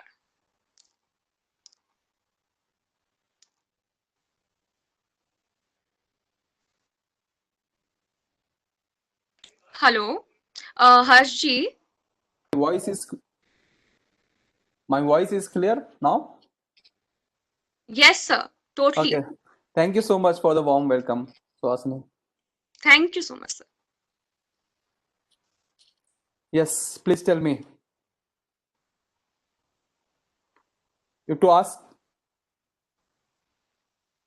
You're going to ask some question, or should I start? So you can start. We will take the question at last. Okay. Okay. So our firm, the brand name is Super Kids League, and the company is called Bright Fox Learning Solutions. When we started as a parent. Okay, me and my partner both have kids, and we were searching for some good gifting item for our kids.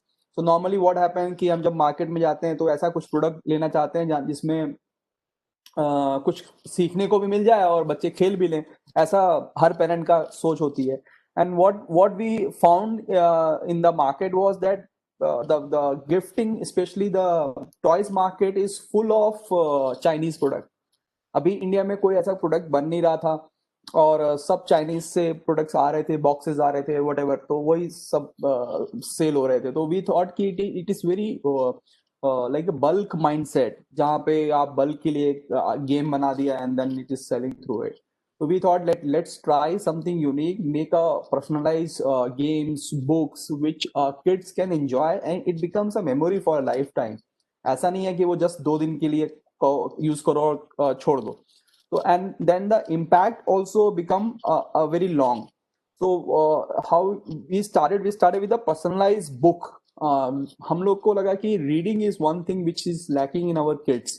हम बड़े होके तो बहुत सारी books पढ़ना भी start कर देते हैं, बट स्पेशली आज के बच्चों में जहाँ पे मोबाइल और टैब्स इतने प्रेवलेंट अपने अपने घरों में कि हम मना भी नहीं कर सकते, कितना आप मना करोगे.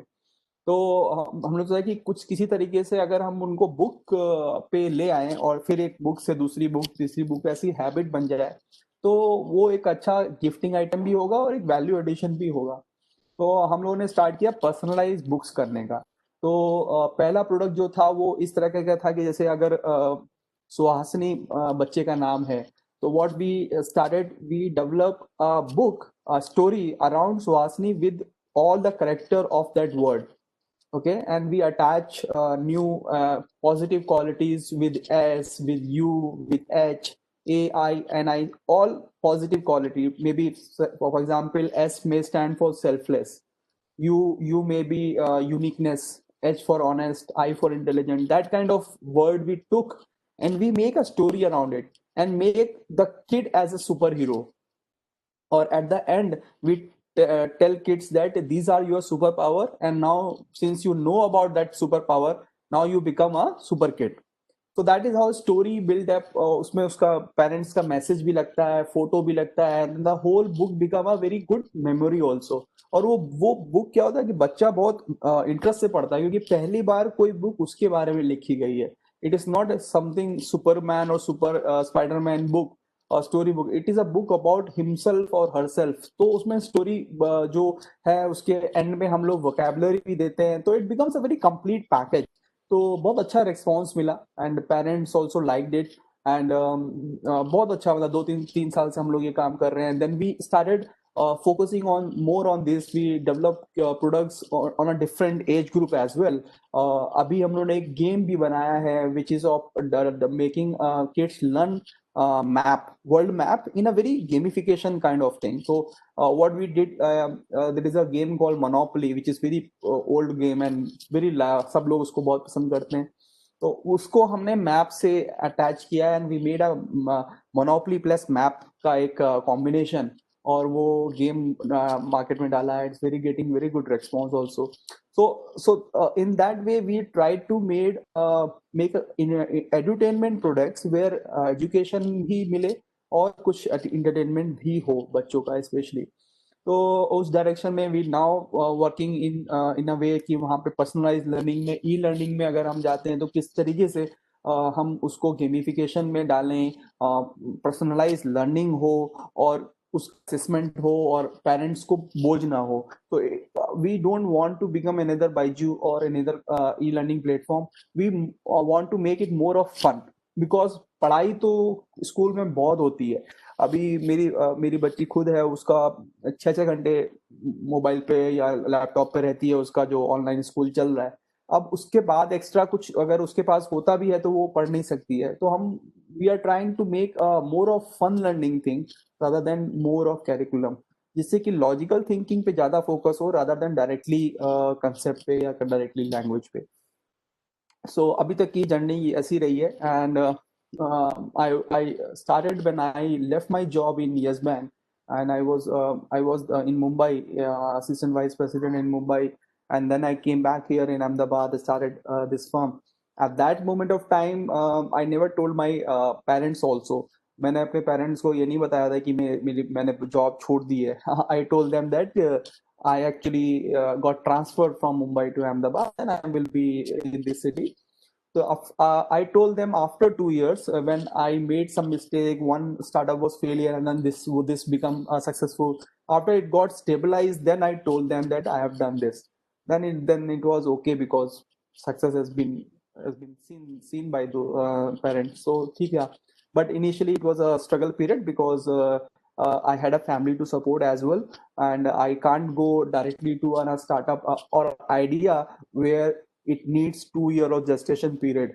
तो वो नहीं था, तो हम लोगों को ऐसा प्रोडक्ट बनाना था जो लॉन्ग जो हमको अभी तुरंत इनकम भी दे, and it makes an impact on kids also. So that's whole story. And so Suhasini, you have anything else to ask? Please, you can ask. Hello. Yes, Suhasini. Yes, sir. We have some few questions. Yes, I would please. like to take them.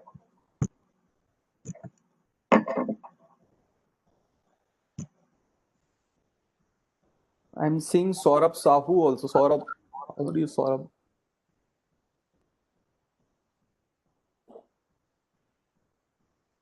Sir, Yes. a question from our attendee is, our first question is, small change, big impact. What do you suggest today's generation to look on to polishing this skill in order to shine tomorrow?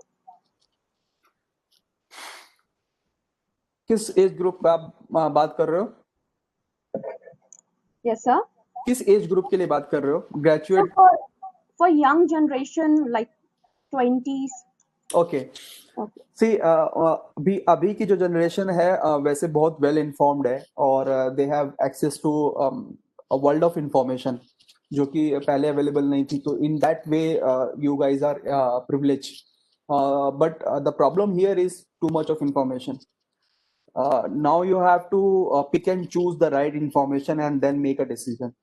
ठीक है, उसके लिए थोड़ा सा you need mindset कि अपने ऊपर responsibility लेनी पड़ेगी अपनी लर्निंग की. सो डोंट थिंक कि कॉलेज तुमको लर्निंग देगा.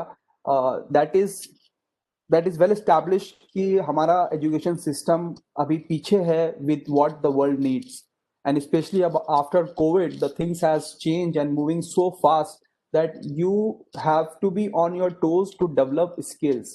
इनिशियल जो ईयर्स हैं आपके लाइफ के, वो आपको फोकस होना चाहिए कि आपकी स्किल्स कितनी ऐड होती हैं हर साल. That should be focus rather than on money. अगर आपको 2,000 रुपए कम भी कोई बंदा दे रहा है, और अगर उसको उसमें लर्निंग अपॉर्चुनिटी ज्यादा है, तो उसको आप हमेशा चूज करना. क्योंकि आप 30 तक जितनी आपने आपने तीर अपने तरकश में रख लिए ना, वो उसके बाद आपको पे मतलब अनलिमिटेड पे कर सकते हैं. But you have to develop all those skills which are for the future में ऐसे ऐसे स्किल्स की यूज हो, वो सारी चीजें आप पढ़ो, और specialise in 1 or 2 domains where you do absolutely wonderful work. ऐसा नहीं होना चाहिए कि you are average in all the things. You might be average in 8 out of 10 things, but 2 में आपकी पकड़ बहुत अच्छी होनी चाहिए. So it might not be very unique, but you should do that job very well. तो हमारे जितने भी लिसनर्स हैं और आगे जो लोग सुनेंगे इसको और उस एज ग्रुप में हैं, उनको मैं यही बोलूंगा कि प्लीज डेवलप मोर और more skill, and don't depend on colleges, school और somebody else to give you a job. इतना अच्छा आपके पास खुद हो कि लोग जॉब लेके आए. And when I am in the startup domain and I have seen everywhere good people are required. आज भी हर जगह, आज भी जब लोग बोलते हैं कि अनएम्प्लॉयमेंट है और ये है वो है, मेरे ख्याल से अभी भी कोई ऐसा जगह नहीं है जहाँ पे अच्छे लोग निकाले जा रहे हो और या रिक्वायरमेंट ना हो. रिक्वायरमेंट हर जगह है अच्छे लोगों की. The point is you need to be very innovative in terms of your learning, initiative taking, और उस टाइप में आपको सोचना पड़ेगा कि हाउ मेनी स्किल्स. अभी world is moving from degree to skills, so you should develop many skills and develop 1 or 2 very good skills.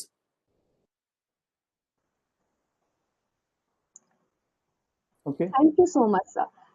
So with this, we have second question, which is, What improvements education system in India should focus on to fill the pragmatic gap between India and other countries?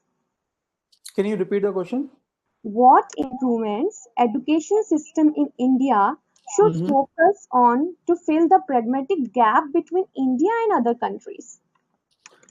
से ये तो policy level का question हो गया और मेरे views बहुत सारे व्यूज हो सकते हैं और दूसरे लोगों के दूसरे व्यूज हो सकते हैं बट ओवरऑल जब हम एक पॉलिसी गवर्नमेंट एक पॉलिसी बनाती है वो ट्राई करते हैं कि मैक्सिमम लोग उसके अंडर में आ सकें और वो बहुत डिफिकल्ट काम भी है और जो रिसेंट एजुकेशन पॉलिसी आई है I think it is very very well thought of and is good enough if it is implemented in that spirit across the India. I think it would be a game changer because it has taken inputs from every country and what is working and what is not working. So वो एक अच्छी policy है अगर उस पर implement होगा. अभी जो गैप है अगर मेरा व्यू आप देखोगे तो एजुकेशन और हमारे एजुकेशन और दूसरे एजुकेशन सिस्टम में स्पेशली डेवलप कंट्री के एजुकेशन सिस्टम में जो गैप है एक है कि there is a less of industry interaction. ठीक है, विच इज नाउ डेवलपिंग धीरे धीरे हो रहा है. एक तो वो है. दूसरा जो जो आपको टीच कर रहे हैं the teacher and the learner उसके बीच में एक गैप है डूअर का. ठीक है, जो टीच कर रहा है मान लो एमबीए कोई टीच कर रहा है और एक बंदा पढ़ रहा है. अब वो टीचर ने कभी एंटरप्रेन्योरशिप खुद नहीं करी है बट ही इज टीचिंग तो उसका जो इम्पैक्ट होता है वो थोड़ा कम होता है. उसकी जो इंसाइट्स होती हैं वो बहुत थियोरटिकल होती हैं और अगर प्रैक्टिकल नॉलेज चाहिए तो उसको बंदे को फिर कहीं और जाना पड़ता है. तो वो जो एक डूअर और लर्नर का जो गैप है स्पेशली डूअर और टीचर का वो एक गैप थोड़ा इंडिया में ज्यादा है क्योंकि अगर आप बाहर देखोगे तो most of the Harvard professors must be associated with some startup.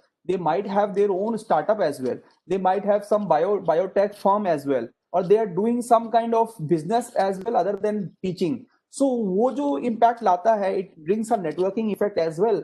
वो हमारे सिस्टम में थोड़ा लैग करता है. Teacher becomes only teacher and their knowledge is very theoretical. तो वो एक डिफरेंस है. आई थिंक वो डाउन द लाइन शायद होगा. नहीं तो सिस्टम नहीं तो वर्ल्ड तो मूव कर ही रहा है. लोगों के पास ऑप्शंस तो हैं ही आज की एज में.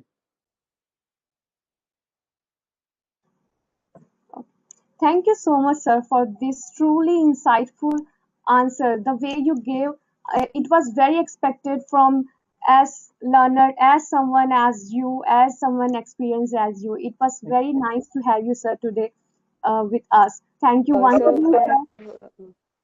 There are some questions in the chat box if somebody Yes, wants to sir. ask. So actually, due to some time constraint, we were not able to take the questions.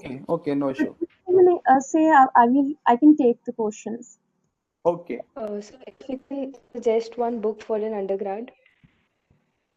Jyoti, I'm and very book, good, yes, sir. book in which domain? For what? So a self-help book maybe. Self-help. So please read this book, Atomic Habit, by James Clear. One of the best book I have read on self-help. Atomic Habit by James Clear is one of the wonderful book I have read thrice. So please go about it. And it tells about you the power of change of small changes in your habit and how to develop good habit, how to reduce your bad habit, and how to make an impactful habit. Okay, very nice book. Sir, we can take here Thank one you so more much, question. sir.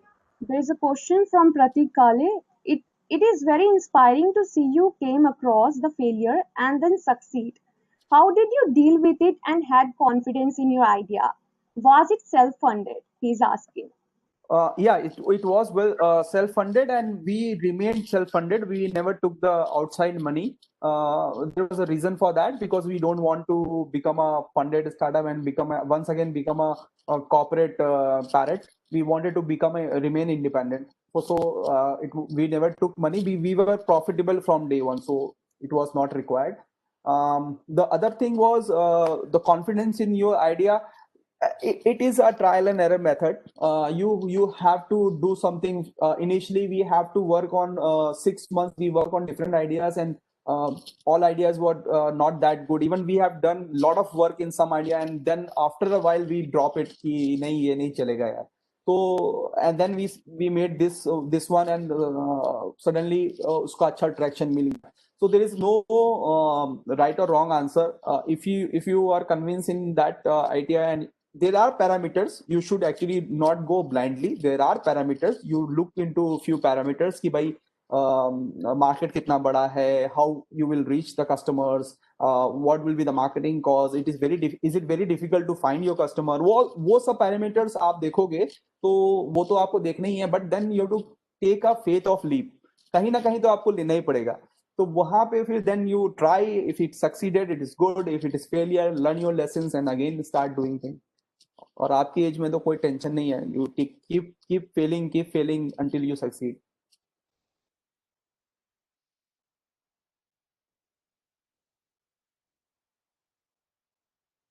Okay. Thank you so much, sir, for your kind words and Thank your. you. Thank you, sir. Thank you so much, sir, for this insightful talk.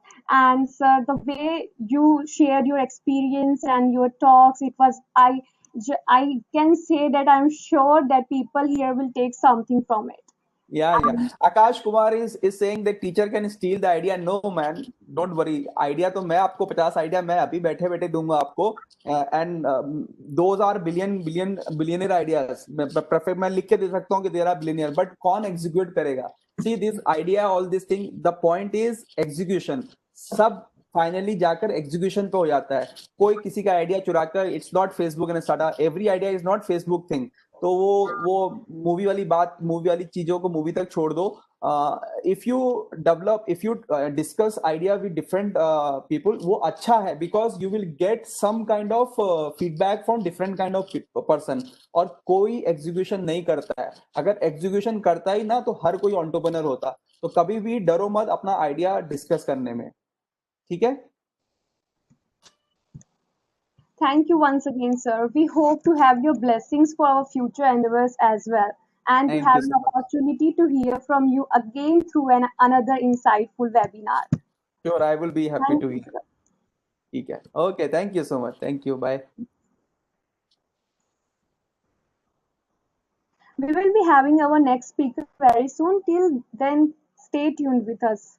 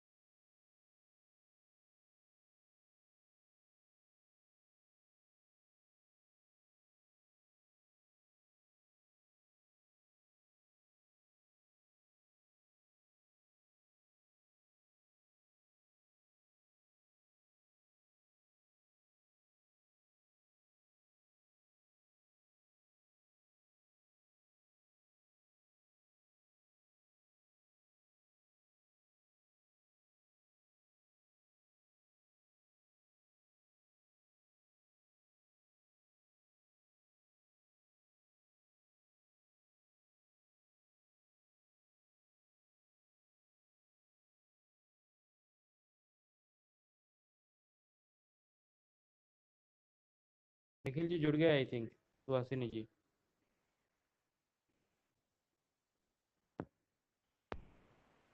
Hello.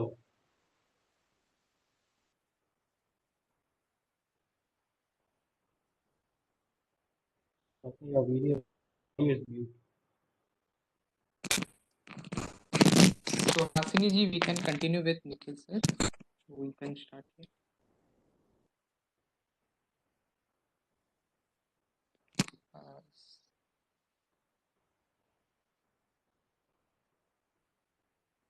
Uh, we have some technical issue with Suhasini ji. Okay, so our next speaker is here with us. We have Shri Nikhil Jain sir, the founder of Foreign Admits.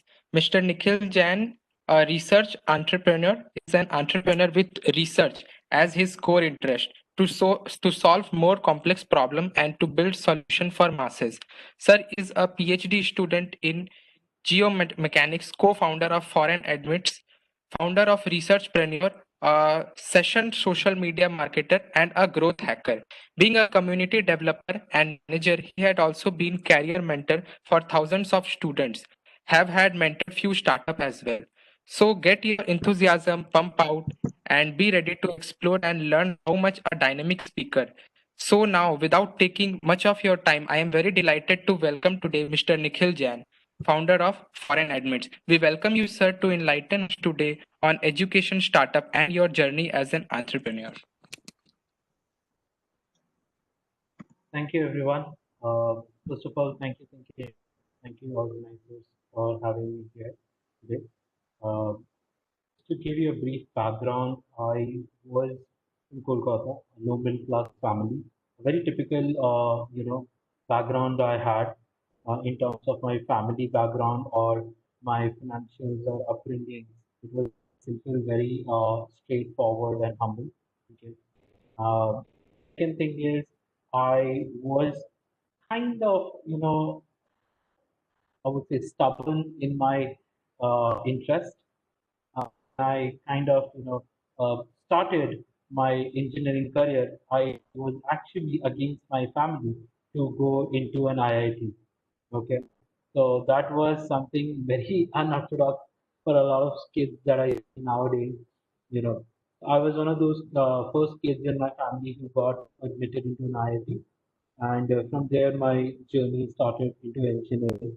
I was really, more enthusiastic about science, innovation, problem solving, which is something I really liked, and I used to love chemistry. So when I started into engineering, it was a new phase for me altogether. And having had a very good strong academic background, because I was a topper till I think at least class 10, and after that, a little average is student.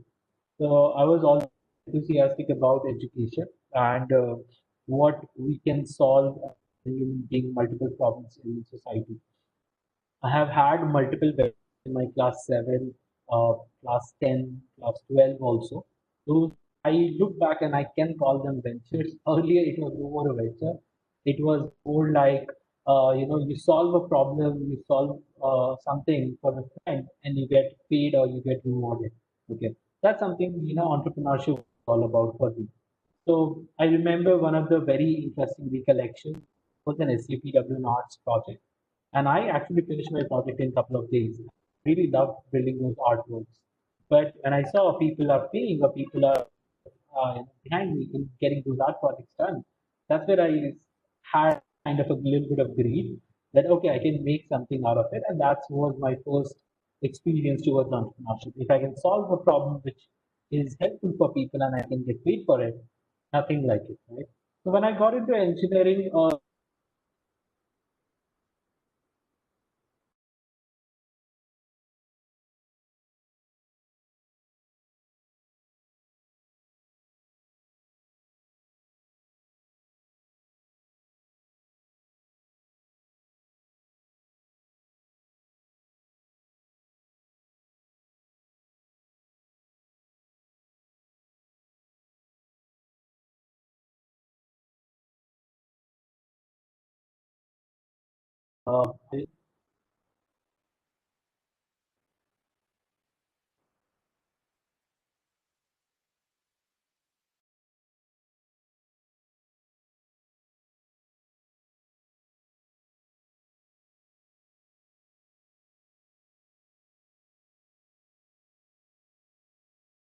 Hello. Yes, so you're audible now. Yeah. Yes, sir, you're audible. Okay. Okay. So yeah. So I think college days are always consequential. Sometimes when you try to outperform, you need to face the heat of the other elements of the education system, be it your peers, be it society. So definitely it was a challenging experience of the 5 years. But then you need to have your ulterior motive. At those point of time, I didn't have any such motives. I was not anything visionary on that note. Okay. So I had this simple interest that I didn't get a good pointer. I was not very good with academics. So what can I do to still be in competition with people who are really great in academics? So I did a lot of internships. I self-trained myself in some hobbies. Was my hobby was internet. I spent a lot of time on internet, social media, LinkedIn, and I kind of learned about marketing by myself. Google basically gives you a lot of free resources on that note. And yeah, so that was one of the journey that I had. And then second year onwards, I went into an IIT to do my internship. There I saw a problem. Okay. Most of the researchers were not able to write a proper publication. They didn't had a formal writing experience. Whereas on the other side, I did had a great writing experience, but I was not a researcher. So I thought, can I blend this thing and probably write a service for this? So we did a startup called Edit Engine, ran it for a year, made it profitable, all bootstrapped. I spent personally $1,000 because that was my 4 months savings. Okay, I spent $1,000 in that, and we started the website. It was a 20-member team, first year, second year, third year students, and I was in second year, so I was able to convince my seniors to join it and my juniors, and no one was getting paid on that note at that point of time, but it was a great experience. We worked for a year. We did help a lot of students with their resumes, papers, publications to rewrite them properly so that they get published, you know. And then I had to shut it down. Again, a learning experience. I was really young. I could not manage it all. It was a personal failure for me, but definitely a success for my venture. We did, I think, 450x profit in a year, which was really good. And then we started, I think I then understood as a student that you need to learning is something that you're missing. You might do 10 things, but you'll not do 10 things in a great way. Let's focus on learning so that you can do a couple of things in a great way. So since then, in my final year, I did a bunch of internships, like 2022 internships, online, offline, just to learn. Okay, my intent was to learn, and money was the byproduct. Those 7 internships, I got paid zero, which was okay because those 7 internships actually taught me how to get to the next step. And the last internship which I did was giving me 2.5 lakhs per month. Okay, as a social media marketer, it's really high, as a price. But I was working with a US company sitting here in India. Next came the entrepreneurial journey. I was a good researcher. I used to struggle in research, but I really loved it, and that's how I used to pursue it. The one message that I can, bring out from here is, if anyone says that you're not good in this, take this as a challenge and prove them wrong. Okay, that's how I used to live. And trust me, the satisfaction, the confidence that you will get, it's just gonna be like, bring it on. Whatever you have, bring it on. I'll take it on. Okay. So that's how it used to be. A lot of my school friends never believed that I would go into an IIT. My even teachers used to say that you are probably an NIT material, you're not an IIT material. It did hurt, a lot of times it hurt. Okay. But I didn't answer that at that point of time. Luckily, usually I used to go all back and give it back. So I didn't answer that then, but then it started. Same way in when I was doing my IIT, and everyone said PhD is difficult, you can't do research. I got full funding to PhD. That's what I can say with a very average mark. Same way people said, startup is difficult. Being a college student, you got to work for 5, 10 years and then probably have savings and then start. Today, at least, I can say we are decently funded. Before even funding, we were cash flow positive, profitable. We have helped at least 6,000 students in the last 2.5 years to achieve some of their career goals. Last year, I think we sent over 100 students abroad. This year, we are on track to do 200 students. But yeah, before that, let me introduce why I started Foreign Methods. All this context was just to give you what it takes to start this venture. While I was doing my PhD in India and IIT Bombay and then in Australia and Monash, I found out a lot of Indian researchers, MTech, PhDs, and even BTech were struggling with goal clarity. A lot of people do MTech in IIT and thinking that's the end point. That's nothing compared to what we can do outside. When I went to Australia, that's where my horizon actually expanded. This is actual world. You know, when you're living in India, just following, okay, IITs are the meccas and Medinas. I've studied in both the top notch of it. Okay. And I can tell you it's not. There are much more things that you can do despite having any administrative hurdles. In the education system, the whole entire system is very complex for you to flourish and grow in a fast-paced manner. You may spend 200%, but you may get 100% out of it. So ROI is 50%. Outside, if you're spending 100%, you may get 150% out of it. So ROI is 1.5 times of this. Okay. So the idea is to help students get a clarity where they want to go, what they want to study. Could be in India, could be abroad. That's their choice, right? And to help them in an unbiased way. Because when I went to PhD, there was no one senior in my field to guide me. And I had to definitely ring a lot of people, and I was shameless to text everyone, to call everyone, just to get guidance. But not everyone is in that way. And we know LinkedIn is there and it's an amazing platform to connect to people. But a lot of people still have social fear. A lot of people still don't want to communicate because they don't know them. That's a cultural barrier. Whereas on foreign admits, if you come, there are 400, 500 mentors. They are exactly for the purpose that you need them for. That's the clarity that we are aiming to give. And then you have technology, data science, AI. We just talk about it, right?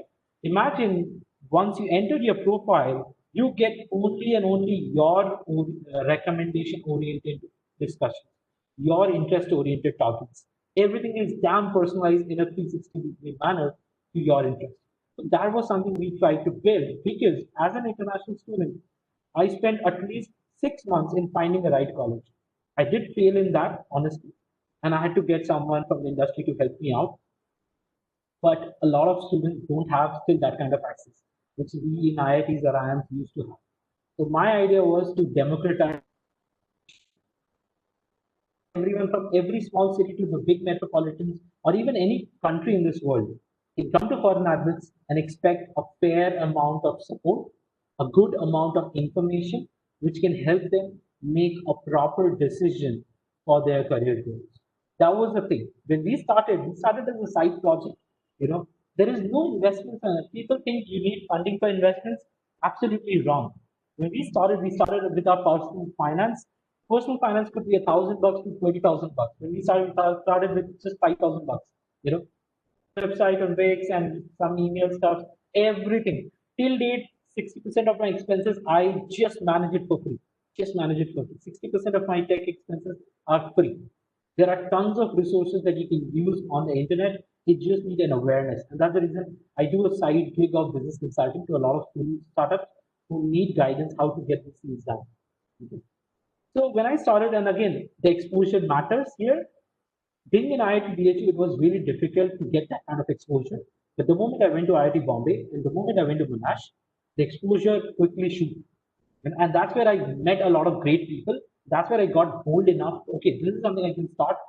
College is the best time to actually experiment and fail. Experimenting during my PhD years because that's what I did, and I'm now standing here. If I would have been in job, it would be far difficult, right? A lot of people, even in job, do the side hustles, the side gigs, and that's absolutely great to do this. Okay. So, as I said, when we started Foreign Admits, we were just two people. Till last October, just a year before, we were only two people in there. Only two people. 1.5 years, we ran the company profitable with cash flow positive and hundreds of customers with only two people. 1 year, one in USA. That's it. October we hired. Now we are October we hired one. April we hired few more. Now we are an 18-member team. We are working with the topmost brands that you can name about ETS. We have partnered with more than 2,000 colleges. Something as a startup level, it's way damn difficult.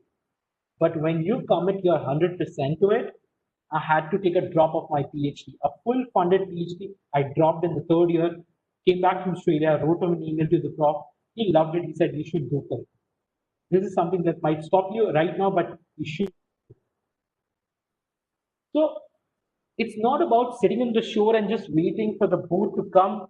You gotta swim to that boat. If you don't gonna swim to that boat today, you would never get a boat. Trust me, 2 years I waited and waited and waited, and it just took me 3 weeks of understanding, and I got it. And I quit my PhD and I came back. We just raised a round of funding from some of the very renowned angel investors. And we are going for a Series A right now. We are backed by two big tech giants, Microsoft and Geo, for the kind of work that we are doing. And yeah, that's it. So that's predominantly it, right? What else do you need? No, there is a bigger journey. Don't get in the issue of glamour. We never had a big media articles or published in any of the top-notch journals. Nothing. A company doing cash flow positive business for 2.5 years and making money, you don't get a media coverage, right? But we got covered by something really touching to my heart. We got covered by Doordarshan. The one Doordarshan that you see from your childhood, the new generation, I'm sorry, you don't know Doordarshan. The Doordarshan was the only channel that we had. And I pitched to all across India on Doordarshan. So you do get opportunities. If you start working in your area, you will get recognition. Don't just start a startup recognition for your personal motive or intent. Start it for a cause. Be the mission and be the man and the women and the mission, and then start it. Okay. A lot of people come to me specifically from the students.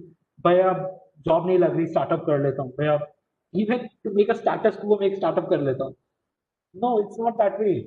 It is a hard journey. I have lost it. I can't say more about that, but I have lost a lot of things in those journeys. 11 years I've been living alone. You need to sacrifice. Startups demand sacrifice. Everything has a price to pay. You got to understand that. Not everyone is going to be the silver spoon. Not everyone's journey is going to be same. You might see a lot of big founders raising millions of dollars and you're struggling in your venture. That's fine. You're on your own journey. You will do it if you keep continuing doing it. कहते हैं ना लगे रहो हो जाएगा. That's how it is. Just keep working. It will happen. Be obsessed about your company. Be obsessed about your product. And always value and respect customers. So I did fail in 4 startups before. I was actually a multi-product entrepreneur. I did 5 startups together. Imagine the kind of stretching I had to do. One whole year, my average sleeping time was less than 3 hours. Less than 3 hours, one whole year. I did go these swollen eyes because of this. So I had to quit one extremely good funded company just because of the vision clash. And that was my product. We made enough money that we haven't made in this venture just because of grants and awards. We went to London, we went to Dutch, we went to Portugal. We became the best startup in clean tech in the entire Europe. And still I had to quit this company. Things happen. You need to be focused on the motive. When I quit that company and joined Foreign Admits in January back again, I was zero. And IITN, no worth. 2016, I graduated 2020. I'm starting my startup, 4 years of gap experience with no work ex. Who do you think who's going to employ me? You don't worry about that. You worry about what you want to build. I stayed with my parents. I stayed with my relatives for months since I didn't have enough amount to pay. Once I got stable, took my home, went there, have a disciplined life. Today, this place all owned by the company. And I'm really proud of that my company is able to sponsor me. Basically, I'm kind of sponsoring me and my team members. There are 7 team members outside who are living with me. They're having a cozy apartment in Bangalore, and still there's a long way to go, honestly. There's a long, long way to go. They haven't touched even 1% of the market. Do you know how many students study abroad in India? 37 million students study in higher education. Out of that, only 8 lakh students study abroad. There's a huge market. They never had an idea that studying abroad is not that costly. Studying abroad is not that for elitist. It is there for masses. How you can do that, that's something I'm trying to implement. You got to be the man on the mission. So I think I'm stopping here for a while for questions. Yes, sir. Thank you, sir, for such an insightful talk. Now, prior permission, we will be having a Q&A session. As So asked by... Hello. So I think you beat Abraham Lincoln for the number of failures you had, and yet you stand up. But Of course, you did not get as much coverage as you said in case of media, but we do.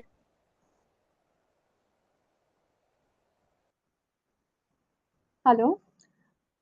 Yeah, I can hear you. Yes, sir. So our first question is, how can foreign admits help Indian students to take their career ahead?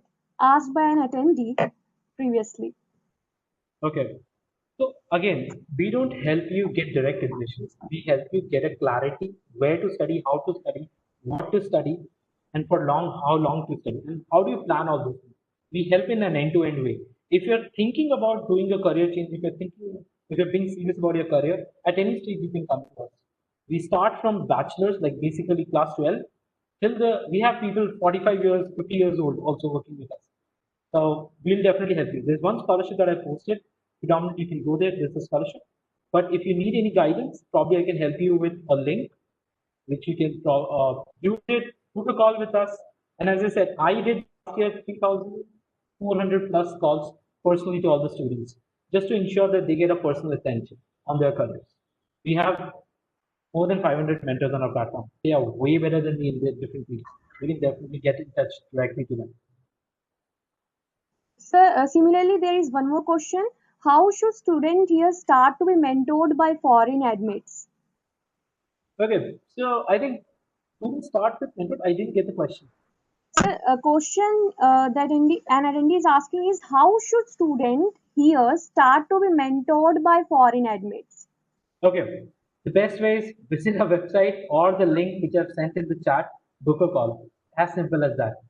No bullshit, simple, just go there, book a call. You will get the first call from an international mentor only. We have 99% of the team international grads or aspirants. Yes, sir. Sir, I'm seeing a lot more questions. So one more question we're having here is, sir, IISc is useful for preparing to face market world. Is it is useful? IISc is a great research organization compared to the Indian standards.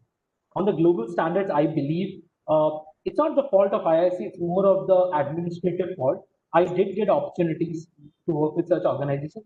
The only issue, and I am very bad in being a whistleblower, I don't want to blow the whistle, but Indian research system actually sucks. This might turn out to be bad, but this comes from someone who has written a publication with late Dr. Abdul Kalam. So I know how difficult it is. But yes, 5% of the professors are amazing. Yes, 95% I can count. Thank you, sir. Sir, someone is asking, what was your marketing strategy? Customers. If I get you an admission to a great university with funding, wouldn't you be talking about other students? That, hey, I got funding, I got this university. I can definitely help you. We did 90% of our customer acquisition through word of mouth. Till date, we have less than 5% of the marketing spend in anything paid or non-organic. We only spend on our students, on their experience, and they help us referring to other students. Yes, sir. Sir, the next question is, how can our education be funded in abroad? Okay, there are tons of scholarships. Okay, that's one thing. The other scholarship that we are also bringing that you can probably make use of. When you are looking at funding, you need to understand there might be full funding, there might be partial funding, and something if you are looking for extremely focused for full funding like me, you need to spend a year at least on your applications, and you need to have a very strong oriented profile. So if you're in first year of your college, start working, and something have more mentorship. Mentorship really helped me. I was not a very bright kid, but I had great mentors in my life. Sir, one more question. There's someone is asking suggestion for college students who wants to get admitted in foreign university. Okay, it's a very broad question, but I would recommend you all can get admissions in foreign university. As I said, don't let anyone tell you you can't go. I can definitely vouch for you if you are working enough, if you're getting 80% or 75% or 70% score, and if you're writing your exams well, you definitely can get it. We got admissions for one student at 6 pointer with a 6 IELTS score in Canada with $30,000 of Canadian scholarship. So you can definitely do it. It's just that how committed you are. You got to be committed. You got to plan at least a year before. It won't happen in the last 3 months for sure. Someone asked about seed funding privately. Okay, seed funding, I'll tell you a very small journey. From February we started. We tried seed funding 3 times in our journey. Okay? It's not that we didn't try. We did try. The first 2 times I failed because I was not aware what investors are looking for. The third time we tried, we knew that we will get it. No matter investors give it or not, we are self-sustainable, and that's the point of time investors also give it. Investors don't like startups who are cash flow deficient. If you are not having anything, if you are struggling, they won't like it. Raise fund when you have money. It's similar to bank loan. Bank give loans to those who actually have money. The same way it will be. Your idea has to be good. Your traction has to be there. It could be money. It could be number of users, or it could be number of intent, or the B2B LOIs, or it could be your IP. But there has to be some X factor. And then the follow-ups. Again, most of the investors that gave us money because we were really consistent with the follow-ups. We did share our progress. It didn't happen in February. We started in February, we closed in August. It's a long journey. The next round that we are going to do, we're going to start in December. Yes, thank you, sir. So before ending this Q&A session, I would like you to suggest some particular suggestion for all the young students present here on your part. I would say, like, predominantly be honest to yourself. The thing that helped me till date, I am my own biggest critic. Be honest to yourself. Every day do a self-reflection. What have you done? What have you achieved? No matter, there would be days where you achieve zero, but that consistency would help you grow. You remember that 0.01 to the power of 365. If you do that 1% increment every day, you do go there. And I trust it and I am following it. I'm not going to say this is a philosophy. I am following it and it is a difference. Yes, thank you, sir, for having giving us your experience and sharing all the knowledge and experience you have in your this entire journey. It was wonderful to have you, sir. And thank you so much, sir. We hope to have your blessings for future endeavors as well, and to have an opportunity to hear from you again through another insightful webinar. Thank you. Sir, Thank you. hello. Hello. So it was our honor to kindly mute yourself. Who is it? Yeah. So, hello. Am I audible? Yes, Yes, ma'am, Suhasini. you are. Okay. And lastly, but not the least, I'm very thankful and Team Think India are beholden to you for all the support and guidance we received from Abhishek Ranjan ji and Amit Singh ji and Nikhil Jain ji and everyone, every eminent speaker we have today. So, with this, I would also like to thank Think India for organizing such a wonderful event on very crucial topic of immense relevance this day. This EdTech Summit organized by Think India explored forward-looking themes in the global educational technology landscape. Sessions and panel discussions focused on and meeting future demand for technology in education, the growth of edtech in India and beyond. Also, we witnessed today challenges faced by education entrepreneurs and how they stayed relevant in the face of those challenges. The summit brought together participants from various cities representing government officials, education entrepreneurs, investors for an engaging exchange of ideas and best practices. We hereby thank you each and everyone today who made this event successful with their active participation. For more such interesting and knowledgeable sessions, stay tuned with us and join our upcoming session as well, which will be going to held on evening as well. So we look forward for your active participation. Thank you. With this, signing off. Have a great day ahead.